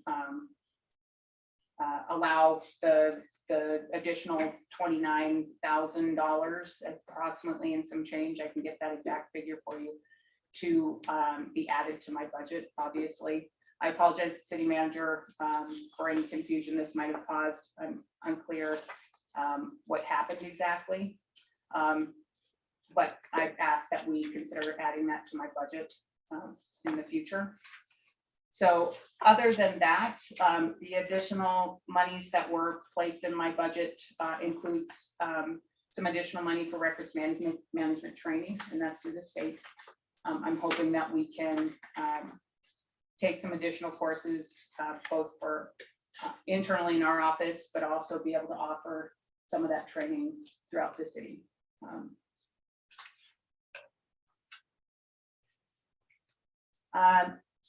As was referenced earlier this evening, the city manager recruitment dollars there's been a placeholder in the contracted services line item. And that's based upon a rough estimate from some outreach to both national recruitment agencies and local. You had last year indicated that you may want to do this line item to also include a potential 6-month and 1-year eval of the city manager, whoever that permanent city manager may be. So we added some additional dollars to that line item to include that. That's a rough estimate, as I indicated to you before. So I'm sure that I will be hearing more from city manager, interim city manager, and Director McMahon on how we might move forward. But for now, that line item is in your budget. As far as the future on all of this and items that I see, I don't really see any risk per se, other than to say that this is a moving target in some ways, that we may be looking at revising that policy as we come across some hiccups in the road. In many ways, we're sort of starting from scratch with our internal policy on our records management. Like I said, it's quite old. It is a little bit redundant to external processes that are already required. I would like to spend some time with the new city attorney talking through how we might make it a little less cumbersome for the entire organization. And I think that we maybe need to be flexible throughout that process to make it be more responsive to problems that might arise. This is a different world we're in with electronic records, and so we're going to try and follow the best guidance we have through the Secretary of State's office, but also best practices we're seeing other communities use. So opportunities, though, I do see that this is, because we're starting from scratch in some ways, it's an opportunity for growth. And we can really look at what we've done in the past that's worked in paper form, and how we'd like to apply that to this new digital realm. So I guess making lemonade out of lemons, we may be able to take what is simply an outdated policy and outdated process and rewrite it in a manner that's for the greater good. So I'm happy to answer any other questions you may have. But that's all I have for right now. Questions from the commission? I do have one question. Actually, it's on 2 items. So, and for anyone that's following along, there might be some confusion that this is called legislative services. I said city clerk's office, but if you're looking in your budget book, the activity is legislative services. The question is under purchase services, there's 2 spots that have budget constraint. Can you explain, does anyone know what that means? That's the cost savings in terms of the recruitment cost savings or employee, what are we calling it? Mayor Pro Tem and Manager Burton, those were when we were going through the budget process of reducing costs to come to a balanced budget. We had a vacancy rate of 3.75% that we applied, and that's evident in the salaries and wages section. And then we had to go through and reduce after that 2.44% out of all of costs in order to get a balanced budget. And so those were just implemented in order to get a balanced budget. So in total, it was about 30,000 was taken out of this particular budget to balance. And I'll also address the issue with the city clerk's budget submission. I looked back at my emails. I got that on the 25th of April. And at that point, we were already starting to cut things out. And so it just got overlooked.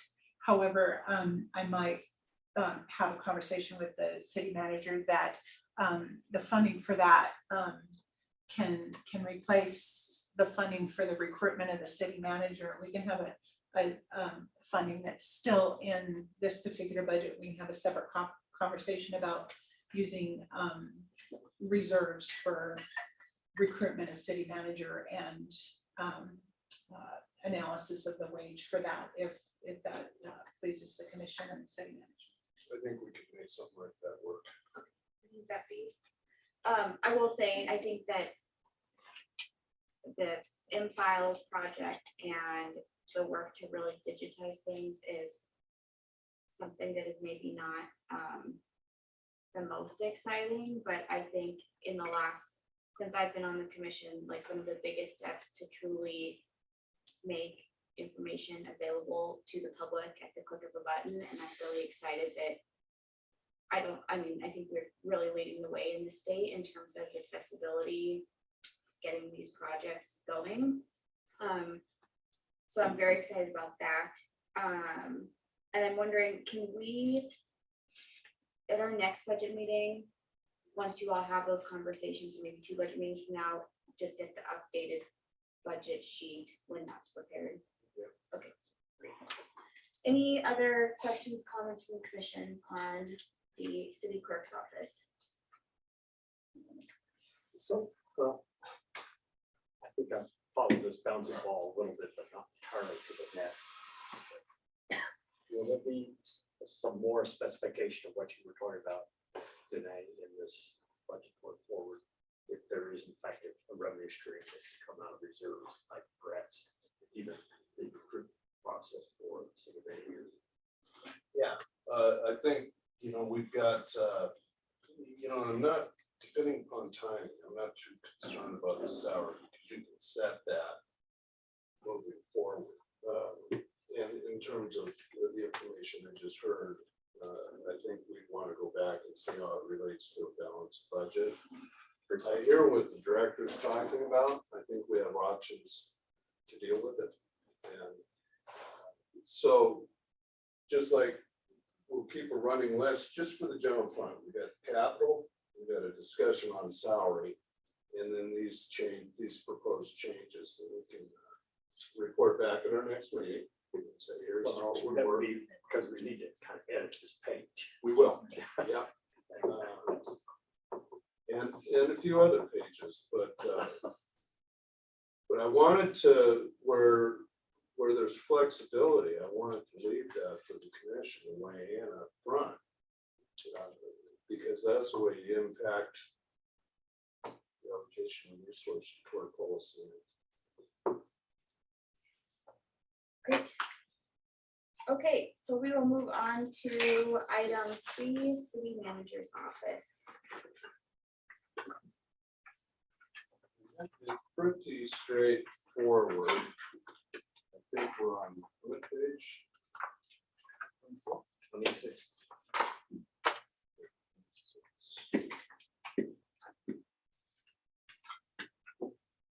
Oh, and for those following along, it's called executive services. That's it to me. So it's pretty status quo budget. As you can see, this budget took cuts like everybody else so that we could afford COLA and a realignment of the medical benefits. I mean, I don't know if you want to speak to any detail in this. Items of note that you may be of interest to the commission. We did have to cut some of our computer and software supplies that we do provide for the city as a whole. One of those being the balancing act tool that we have used in the past for our budgeting. So that would have been something that the commission would have been privy to and aware of that we used in the past, but won't be moving forward. Additionally, we cut the economic development project as it relates to the web page that was created with our GIS team and public information officer.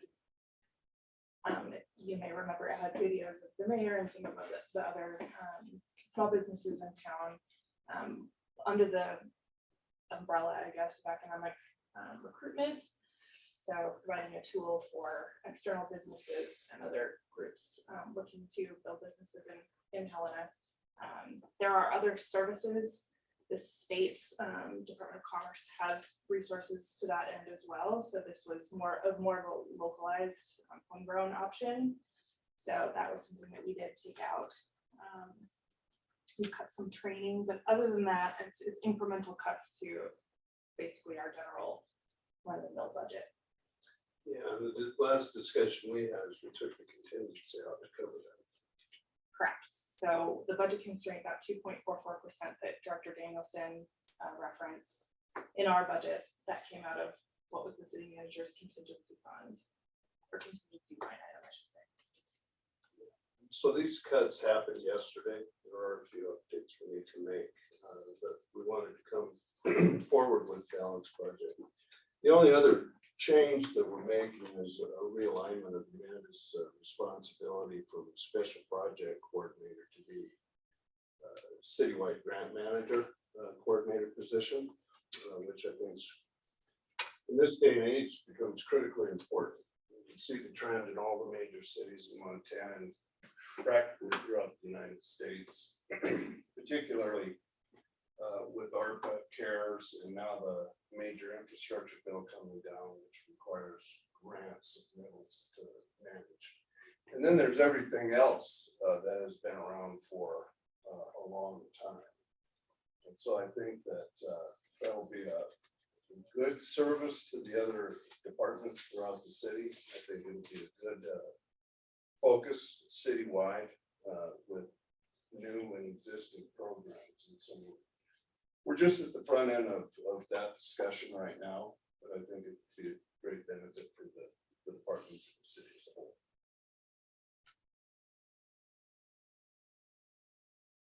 Any questions or comments from the commission? Yes, Commissioner Holden. Mayor Pro Tem, thank you. So did I understand correctly, the balancing act is out? That's correct. Okay, and what, how much was that? I have to apologize because we cut it. I don't have the number right in front of me. I want to say it was somewhere in the ballpark of about $6,000 a year. Thank you. Any other questions?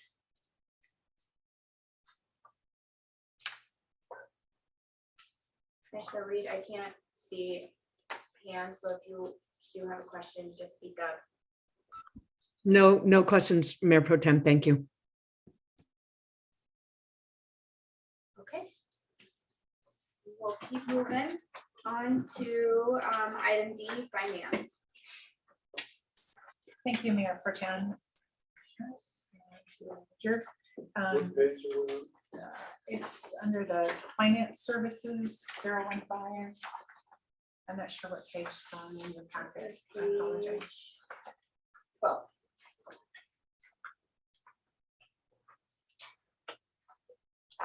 Appreciate you telling me the pages. Yeah, I think those old guy work a little better instead of searching randomly. Yes. You're here. Like, where?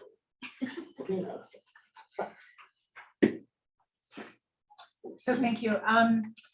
So finance, I would say that some of our accomplishments this year are keeping our head above water, I guess. It's been an interesting ride since I arrived at the City of Helena. And when I arrived, I had new staff. I was new. I have a department of staff that were new to local government accounting. And so it's posed a lot of challenges. And but we have just continued to move forward. I've had quite a few of the staff attend training, specifically sponsored through the Government Finance Officers Association, to get them up to speed with local government accounting, fund accounting, and some of the nuances of local government accounting that the private sector doesn't have to face, specifically around reporting requirements and the consequences of not getting that reporting done. Currently, we were awarded the certificate of achievement for our fiscal 20 annual comprehensive report. That came late, as we didn't file until late. I had hoped to be up to speed to get our report filed again on time this year, and it just went to the auditors a couple of weeks ago. And so they're currently finishing up with their review and audit of that particular report. We're hoping to have that filed to the state office by the end of the month. So a learning process with that, and trying to get things reconciled and fully staffed. I'm finally fully staffed in the office. We've had turnover in the utility services office. I have one person that has been there for a great deal of time, but she is now working with 3 brand new staff members down there and trying to get caught up and learn their responsibilities down there. So we still face kind of an upward hike, I think, to get ourselves up to speed and familiar with our responsibilities so that we can be more proactive instead of reactive in my office. But I do believe that we're working together as a team, and I've been able to foster that team environment in my department, and we're working well with each other. One of the big things that I am sponsoring out of my office, and the Director McMahon also alluded to, was our software, citywide softwares system. So my office is the lead for that project. I have a project manager on staff, Tyler Weingartner, that's that's helping to champion that from beginning to end.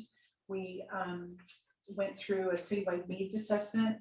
It was a very lengthy process where we got everybody from every department involved on what processes they undertake in order to just do their jobs. And it was amazing to try to wrap my head around all of the workarounds and spreadsheets and paper driven process to try to do their job. So we just went out for RFP. We received our responses and we're scoring that. We're getting a short list, and we will be doing a demonstration setup with demonstration of software, and hopefully be able to sign a contract with a vendor in early summer so that we can move forward with that project.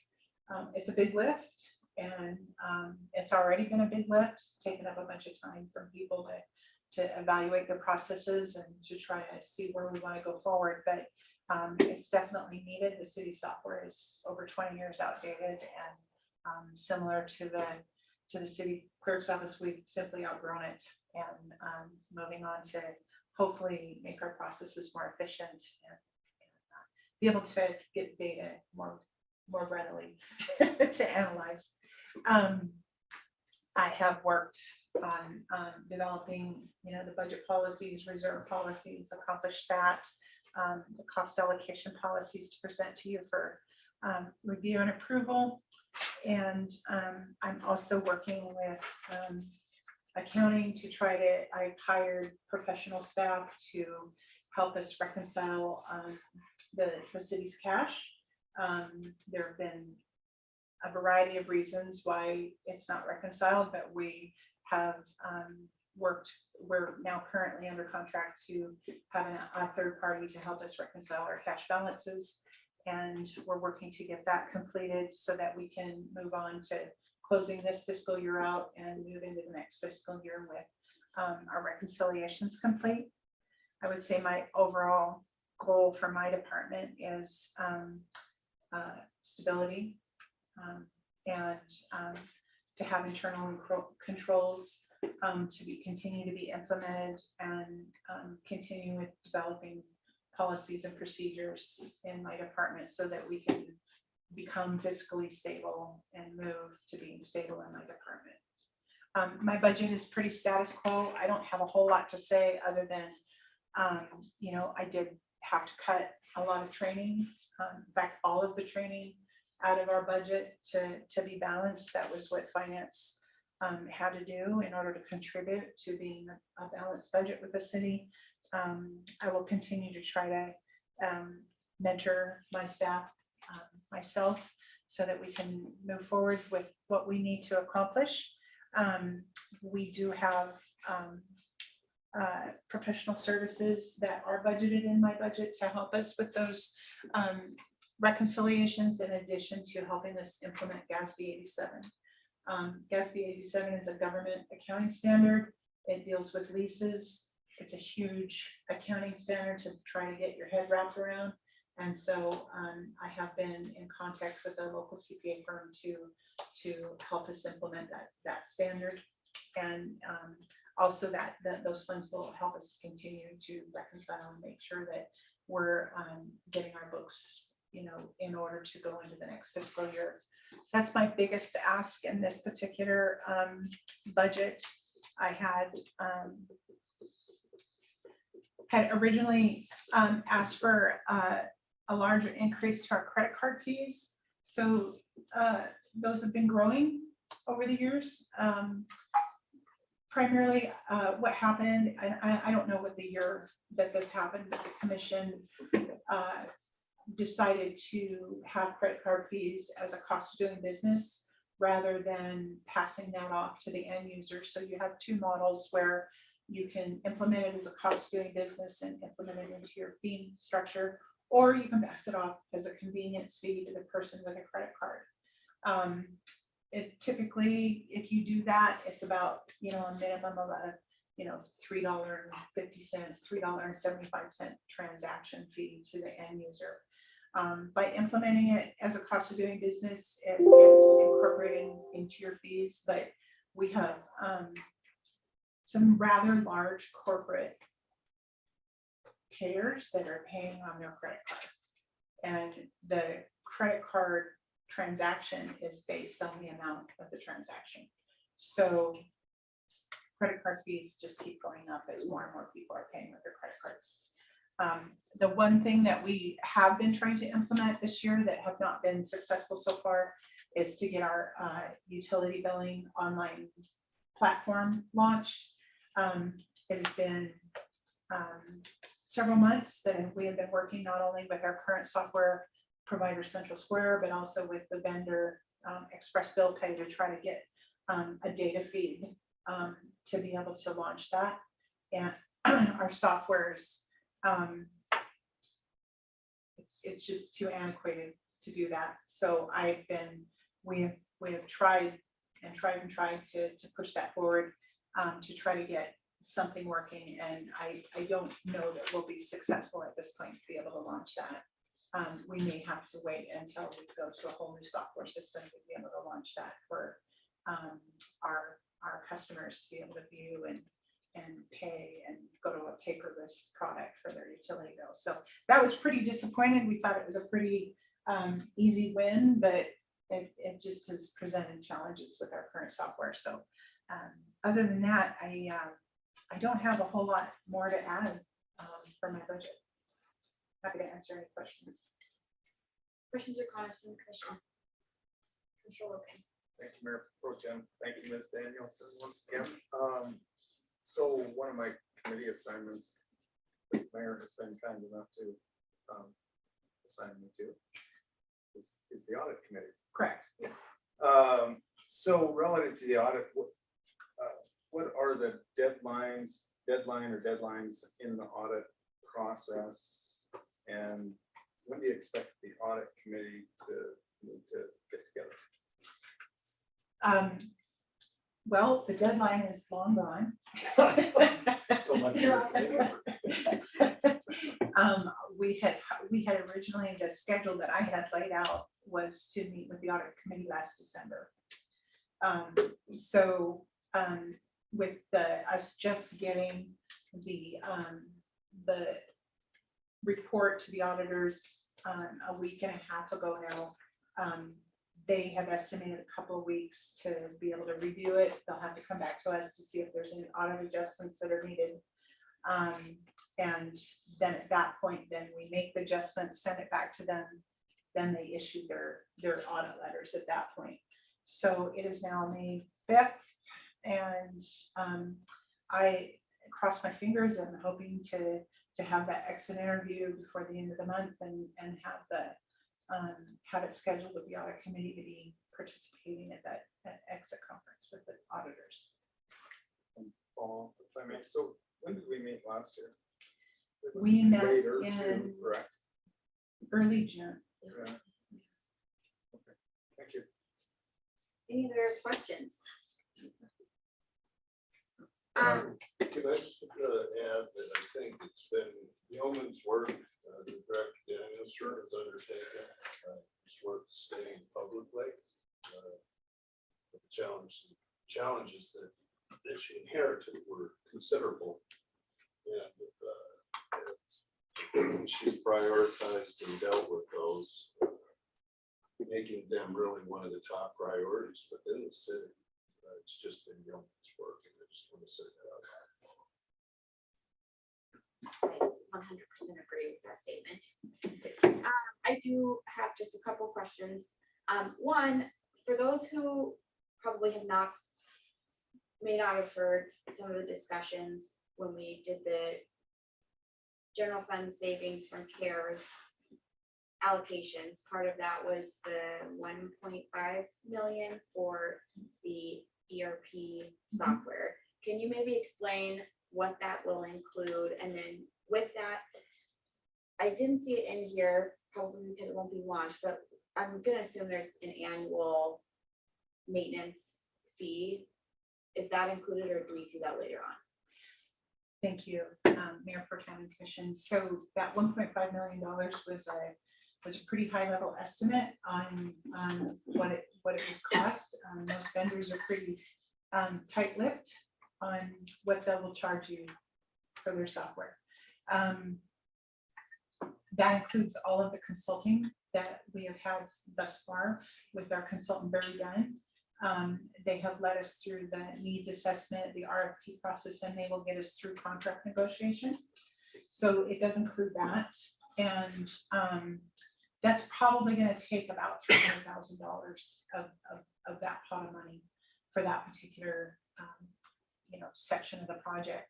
The other 1.2 that is set aside will include obviously the software itself, the consulting that comes with onboarding the software, and likely the first year maintenance fees. Until I get those quotes back and have an opportunity to review, I won't know what the annual maintenance fee will cost. I do know that it's likely to be more than what we're paying now for Central Square. But we will likely have to have a year overlap with Central Square as we phase in, because this is a phased in project.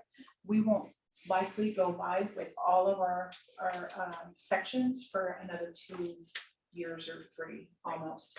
Utility billing is going to be the last phase to go live, because that, quite honestly, is the most complicated part of the software to try to go live with. So I would look for this to be phased in over time, and for us to know more what our annual maintenance fees are going to be, at which, when we do go live, we'll obviously be dropping Central Square and migrating to the new one, but there will be some overlap. Yeah, that's I guess can you maybe explain too what we're looking for in terms of being able to actually utilize data more effectively to run city government, I guess, more, not just in a more efficient manner, but just having a better idea of what we actually do. Mm-hmm. So thank you, Mayor Pro Tem, for the question. It's a good question. Let's see, my first day I got here and sat down at my desk and they showed me a DOS screen, I almost walked out.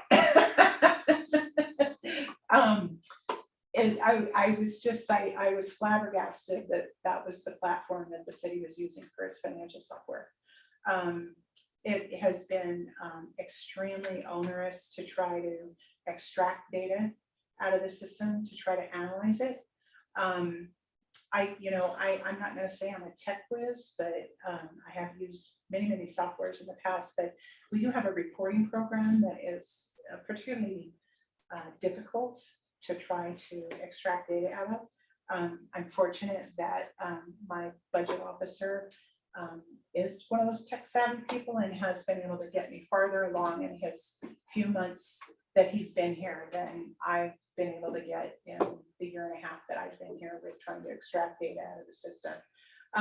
Some of the other challenges that we faced are it's very paper driven, very PDF driven. The reports that we have are canned reports that don't either delineate information or consolidate information in the manner that we need in order to do both internal and external reporting. We're also constricted with our general ledger chart of accounts the way it's set up now. We're looking to have to revamp our entire chart of accounts so that we can accommodate some of our external reporting needs. We also on the HR end are moving toward going away from a paper timesheet that we have to sign and somebody has to enter to having a digital timesheet that gets passed along and approved. Basically bringing us into the 21st century with how we're managing most of our processes, to grant management, to contract management, to project management, to all of these things are now done manually off to the side on paper or spreadsheets. There is none of that that's happening that's incorporated. Even our accounts receivable is at this point just so I believe it's at risk of not capturing the revenue that I think that the city might be losing out on, because either we're not billing people because we're doing it either on a QuickBooks over here, or we're handwriting an invoice over there, or we're, here's a little, it just going through and listening to these processes that people are, I just wanted to go la la la. It was pretty eye-opening of the manual processes and that everybody is doing right now just to accomplish their job. So we're really hoping to move this into the,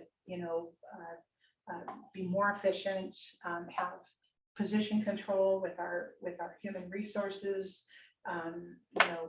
It affects everybody to not end to helping our, even just all of the manual efforts that our folks down in the utility billing office have to do just to get the bills out the door every month is just incredible, the amount of manual work that they have to do. Thanks. Mhm. Very much illustrates the importance. Also, Mayor Pro Tem, if I might add, given the turnover that we've had, especially in finance and human resources, I shudder to think of what we're missing because of limitations of our current system and the lack of continuity in our staffing. So as Director Danielson said, we have spreadsheets and access databases, and it's sometimes I'll open a shared file and go, oh, what's this? Are we doing this? And so the business continuity and the risk that's putting the city in is potentially alarming, I would say. So this would really help with our operations and us being able to success and plan. It's staffing been, in the future. I would agree, it's been somewhat alarming from my vantage point to see as well. But I think we've prioritized the fix to these things with the commission. I think that it's fixable. I don't think it's rocket science. So I think our focus is in the right place. And we're prioritizing the most important priorities and moving from there down the list. And I gotta say, I'm pretty confident we're making progress too. We're excited. Mhm. Really excited. Thanks. Okay, there are no other questions for finance. We'll move on to the city attorney's office and victim services.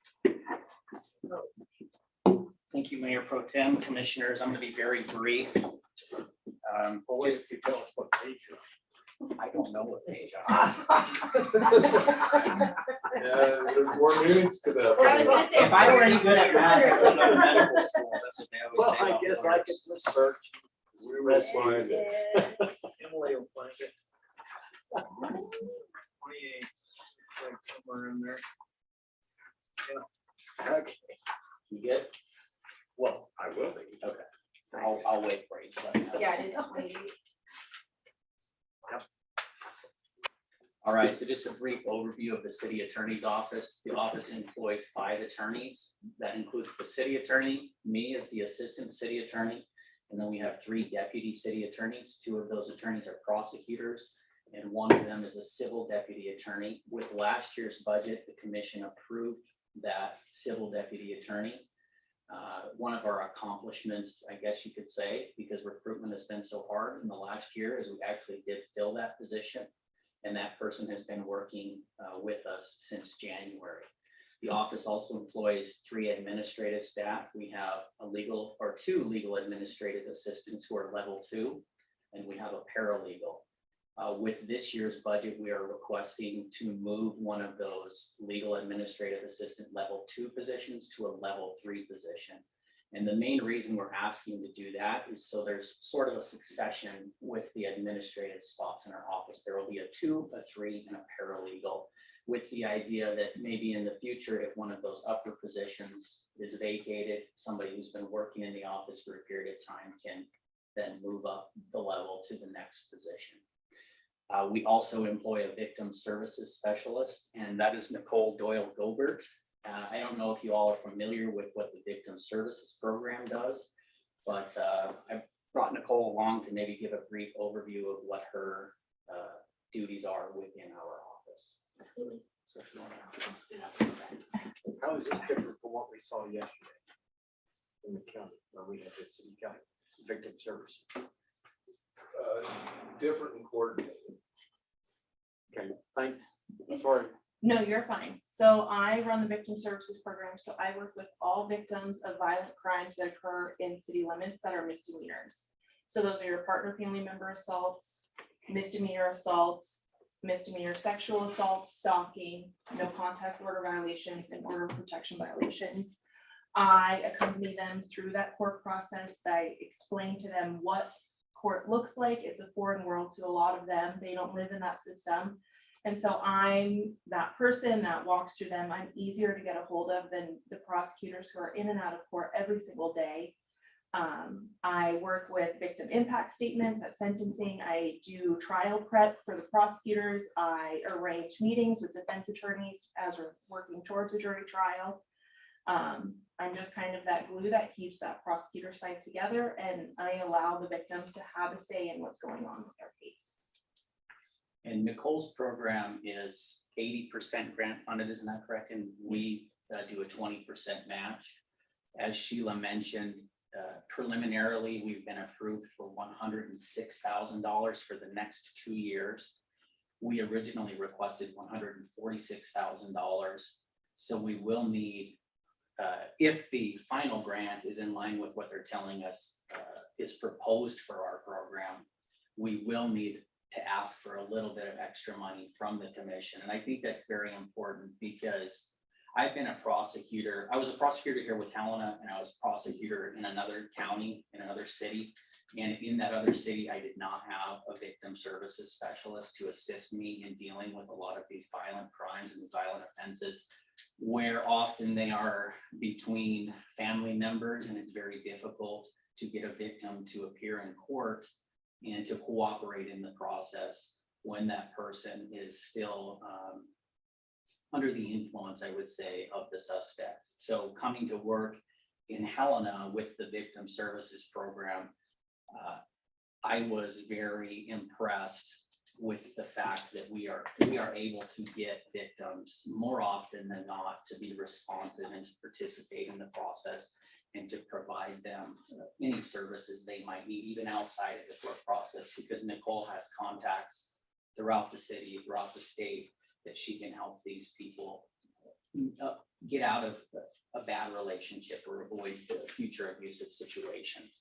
So all of that to say is this program has been very helpful with the domestic violence cases and with the violent misdemeanor offenses in moving those cases through the courts, and coming to good resolutions. Just briefly, some accomplishments from the last year. I already mentioned one, we were able to recruit, and we've had a civil deputy city attorney now for 5 months. We are currently transitioning to a new prosecutor software. We've been operating with a pretty old system, and you've heard this story throughout the city. I guess it's happening in all departments, but we're trying to update that system. We are currently in the process of moving our old data from former program to the program we're transitioning into. We hope to be fully operational with that program about July 1st. We have a go live around that time. What else have we done? Oh, we have been working with the clerk's office with the M-Files program. Mainly, we are using it right now to process contracts. The city attorney's office reviews many contracts, and they used to come. Tim, I think Tim's like, what's going on? Where are these contracts? But those used to happen all by paper. And now we have a system where we are able to review those contracts digitally. Once I review it and approve it, it's sent to Tim through the digital system, and he can review it and sign it in his office. So that has streamlined a lot of our contract review and approval. I would say, I'm still a weak link in that process, aren't I? So long We're as all of making this it work. works out, I We're won't say making it anything. You're perfect, Tim. That's all I'll say on the record. As far as next year's goals, I would say that I would defer to the new city attorney who's starting May 9th, but I believe our probably main goal is to be fully staffed. It seems like for the last 2 years, we've been more time without full staff than we have been with full staff. And while we've made it work, it's not very fun sometimes. So things kind of have to be delayed more than they should be. And we hope to, if we get to full staff, to get the backlog of work. And some of it needs to come before you all. Things like modifications to certain ordinances with respect to communications and the use of right-of-way and things like that. Once we get to full staff, our plan is to get all of those items in front of you for review and approval. So are there any questions about the budget? Questions or comments from the commission? So there's just one of you? There's just one of me. Sometimes it seems like there are three. Yeah. Or she does. Commissioner Beaver, when I first met Nicole, I asked the same question. Well, not only is there a lot, but it's not easy.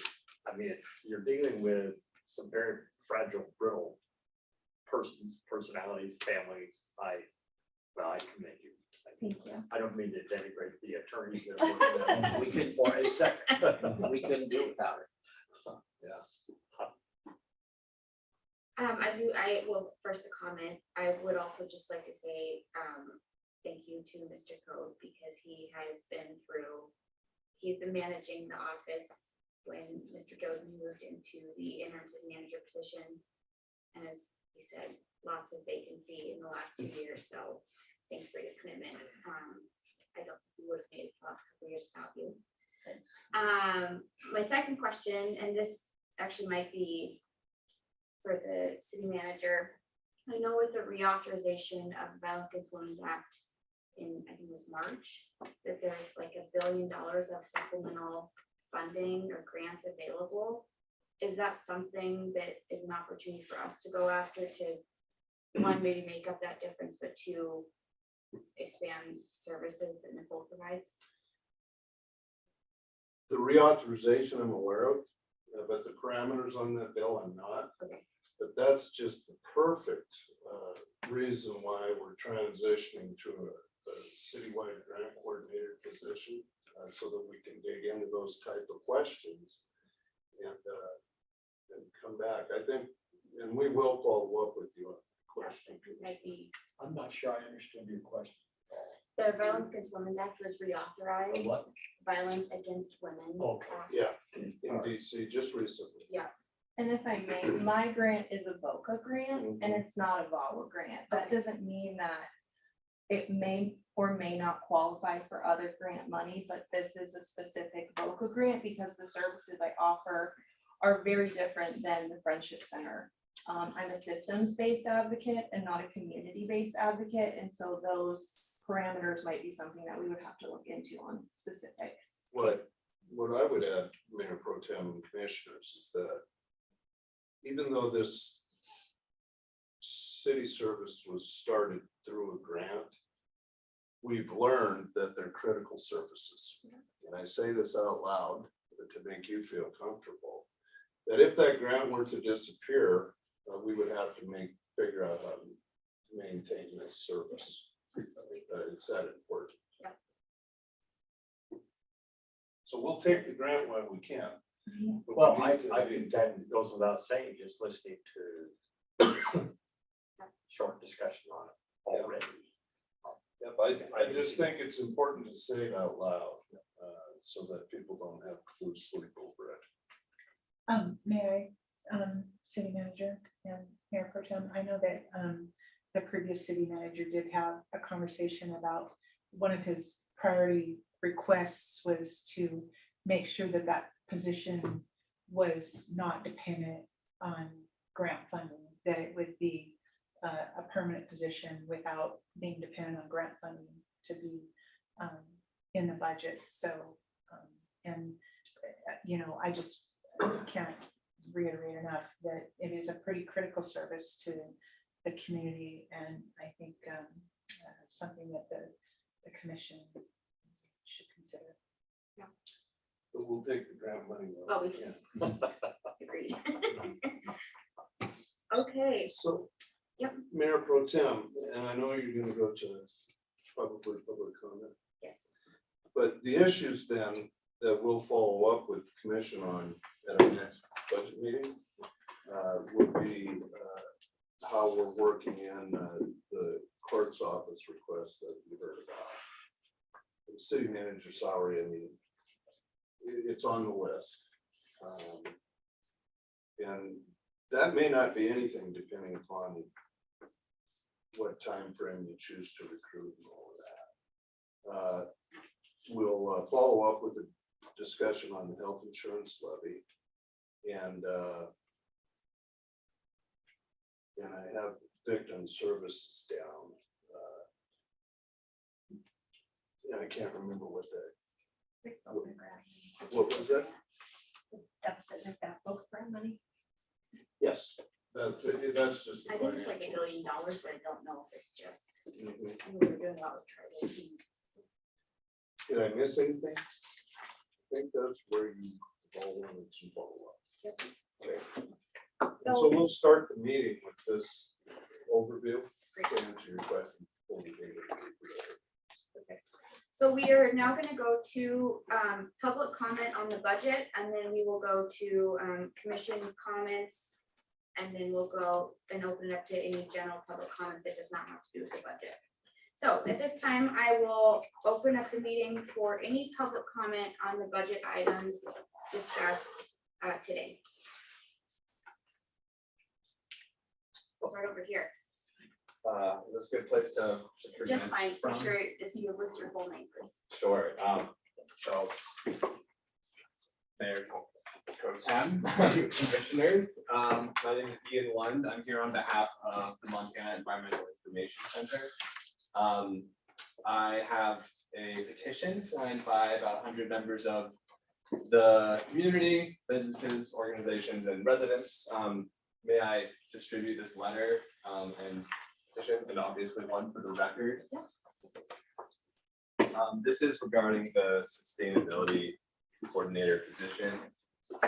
I was thrilled to hear that it seems like we're all on the same page about full-time status. I would like to affirm that I feel like that this position is really important. We can get a lot out of it. The money we spend on it, obviously comes back in terms of benefits from efficiencies identified by the sustainability coordinator position.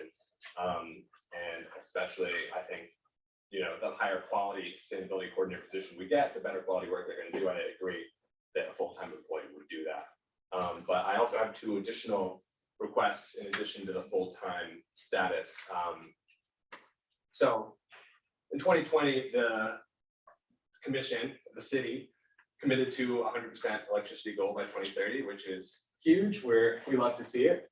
And then in 2021, the sustainability coordinator position, who is probably chiefly responsible for, sort of seeing that through, was relegated from the city manager's office to sort of be within public works. And no disrespect to public works, but that position is, I think, by nature, an interdisciplinary position that, is responsible for working across departments and finding efficiencies across departments and achieving sustainability goals in not just public works, but also transportation and maybe parks and rec, just to name a few.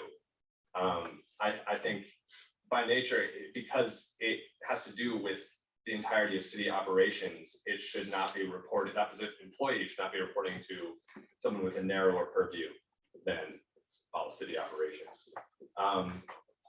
The other thing is that what we saw is the last city manager relegating that position out of the city manager's office demonstrated that sustainability was not a priority for that city manager. And we would like to see, we as MEIC, members of the conservation community and signatories of the petition, would like to see that in the interview process for the city manager, sustainability sort of being discussed and at least probed in that, just to make sure that this person that we hired is going to have obviously a lot of power in the city, understands our sustainability goals as a city, and understands the whole of government approach that sustainability work entails. Yeah, and so we would just ask that you consider that in your hiring of the next sustainability manager position.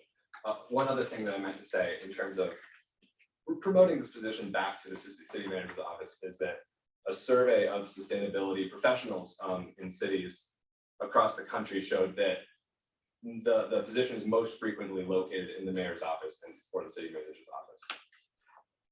Thank you for your time. Yes, hello, my name is Mark Judeman. I am, I'm sorry, Mayor Pro Tem and members of the commission. My name is Mark Judeman. I am a member of the Citizen Conservation Board. And my intent was just to listen to the budget process tonight. But by happy coincidence, I also flagged the comment from the city manager regarding the position of the sustainability coordinator. So as I have not vetted my comments with the board, I'm going to speak as an individual citizen on this and say I support wholeheartedly the points that Ian has made. Again, these are uncoordinated and coincidence. That I do believe that the position should be within the city manager's office. That does reflect the importance and also the fact that it is a position that is interdisciplinary and interdepartmental.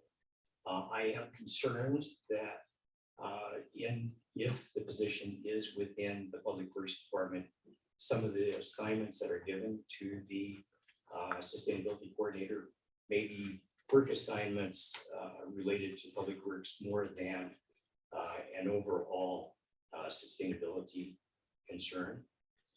And so and again, I also want to reinforce the point that Ian has made regarding most of these positions do reside within the city manager or the mayor's offices. And I think that reflects again their importance. We are facing a critical crisis, a climate emergency, and I think that it's very important that the commission and the city government reflect the importance of this position and make sure that that work is done. I think in conversations with previous two sustainability coordinators, they felt that there was more than enough sustainability focused work to do at full time without having other work on to their workload.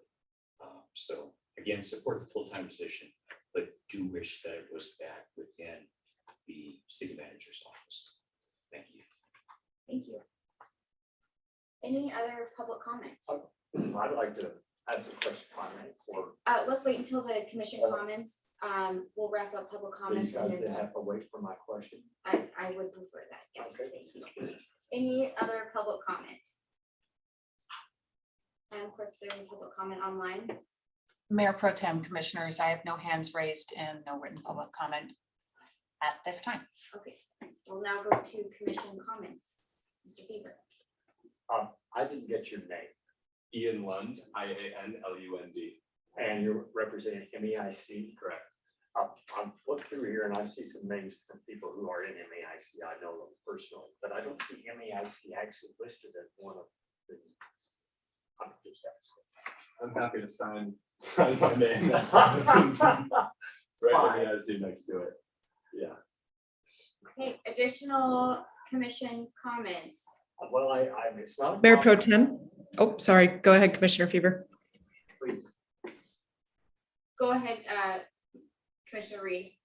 Thank you. Apologies, camera off, multitasking with child at the moment. I just wanted to ask if it's appropriate at this time, Mayor Pro Tem, if the city manager is able to either give us a brief update on the Big Sky Pride open container request now, or if we could have that happen at the Monday meeting. City manager. I'm prepared to now. I met with Kev and the transportation department, the police department, the fire department. They talked about the logistics of the event. We're gonna come forward with a similar exception to the present ordinance in front of the commission that I think you granted last year. I don't expect that to be on the agenda Monday night, but the next commission meeting. And I think it was our goal to bring it forward on Monday, but with workload and everything else, it's going to be delayed until the next commission meeting. I will say that the emergency services people are very pleased with the layout that they're gonna have for the event this year versus last. And so I think that it was a very fruitful meeting.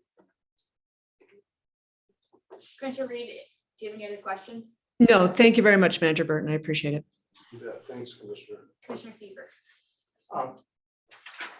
Our next admin meeting is the 18th, but that will also be like this.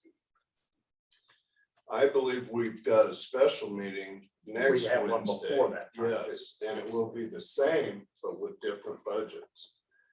And we'll continue on until we have a wrap up. So I think we've set aside 4 meetings. I've got them all scheduled here, and I noticed they all start at 4 o'clock. Now, I don't mind, at all. Is there something in code that requires it to start at 4 instead of maybe starting at 3? I'm just asking because I know that some people probably do have dinner issues, children issues, things like that, that meetings of this length. And I know I'm partly responsible for this meeting being as long, but at the same time, I'm just asking if that's a doable thing. Well, I think 3 o'clock presents challenges to other commissioners. So 4 o'clock, I don't know that all of our meetings will last this long. But I mean, Well, to this point, the admin meetings have not lasted this long by any means, and I wouldn't expect to change that on any kind of ongoing basis, but not for this budget cycle. There's a lot of stuff I'd still like to ask, and I know very well that folks were squirming in their seat thinking maybe you should stop. And keeping in mind, unlike my 2 commissioner friends right here, I didn't go through this process last year or the year before. And so there are things that are more curiosity and maybe a challenge. I hope you didn't see it as any challenge because that's not the point. The point is to know what the hell is going on. And I don't always know. And I don't always, if I don't ask that question, I'm not going to find out. But I don't want to make us work for 3 to 4 hours either, unless we start earlier in the day at other people's convenience. yeah, right now, I think 4 o'clock's. So I feel pretty comfortable. I think both the mayor and I would struggle for multiple 3 o'clock meetings just with work. I believe that Commissioner Reed, am I out of line by saying 3 might be too early for you? Yes, I appreciate that. Thank you, Mayor Pro Tem. Their school pickup is at 3:15, so it's a very, very challenging time to start a meeting at 3 o'clock. So I would be grateful if we could continue to start at 4, if at all possible. I would note our budget sessions, the last 2 years, most have been, I think we had blocked out on the calendar 3 hours. It seems that 4 to 5 3-hour sessions have allowed us to get through the whole budget. I guess I would ask the city manager, at what point do we decide we need an extra session? Do we need to do that sooner rather than later? Yeah, I think, we can assess that tomorrow because we weren't sure how long it would take. I do agree, and we're reestablishing a structure here for the future as well. So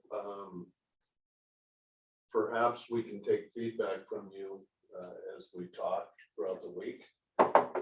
We can assess what our next best estimate could be, having been through this one and compare it to other budgets. And I just would, because Commissioner Fever says, this is just the greatest opportunity to engage the department heads and learn about their budgets and then put your stamp on the final budget. And I know that you all know that. I don't have an answer for you right now, but I do think that we can have further discussion, and if you want an extra meeting, it would be easy for us to respond to that. I know it wasn't ideal for staff, but we did do some Saturday meetings before, but not ideal when people are working 6 days a week. Yeah. Mayor Pro Tem, I offer a suggestion as well that may help.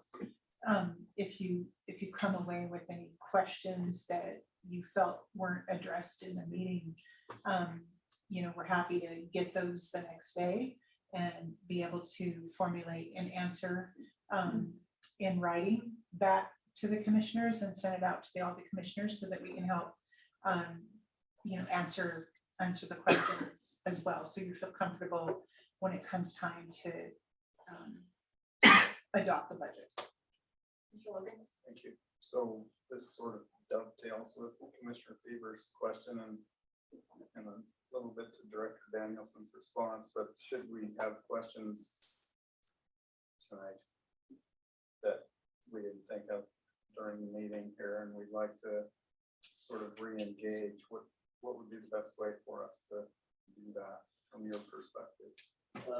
I think the best way to do that would be to email Director Danielson and copy me so that we both know what you're trying to get answered, and then we can respond appropriately. And would that continue throughout the budget process? I think so, Subsequent don't you? directors and- Yeah. I like that. And quite frankly, like we talked about, feel free to contact the director. It's helpful if you'll CC me on those so I can make sure you get the follow-up that you need. But, if you've got a question of the police department, I prefer you go directly to the chief, unless it's a broader financial issue. Then we'll go to Director Danielson. And like we talked about earlier, you're in the process of allocating money and establishing priorities. But on a regular day-to-day basis, I encourage you to reach out to the department heads when you're following up with constituent issue. They will tell you if you're asking for human or financial resources that you're gonna have to go through the manager so we can make sure it fits within the budget and that your counterparts know about it as well. And I think that's good practice. So the more that you reach out, the quicker you're gonna get a better answer than I can provide most of the time. By going right to the department. Okay, any final comments before we move on to general public comment? All right, final item on our agenda is public comment. Is there any general public comment that was not addressed today?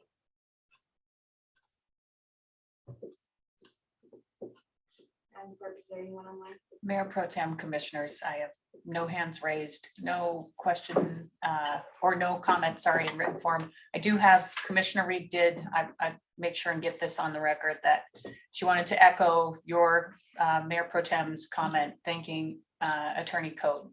I appreciate your work and commitment to the city. Thank you. Okay, with that, this meeting is adjourned.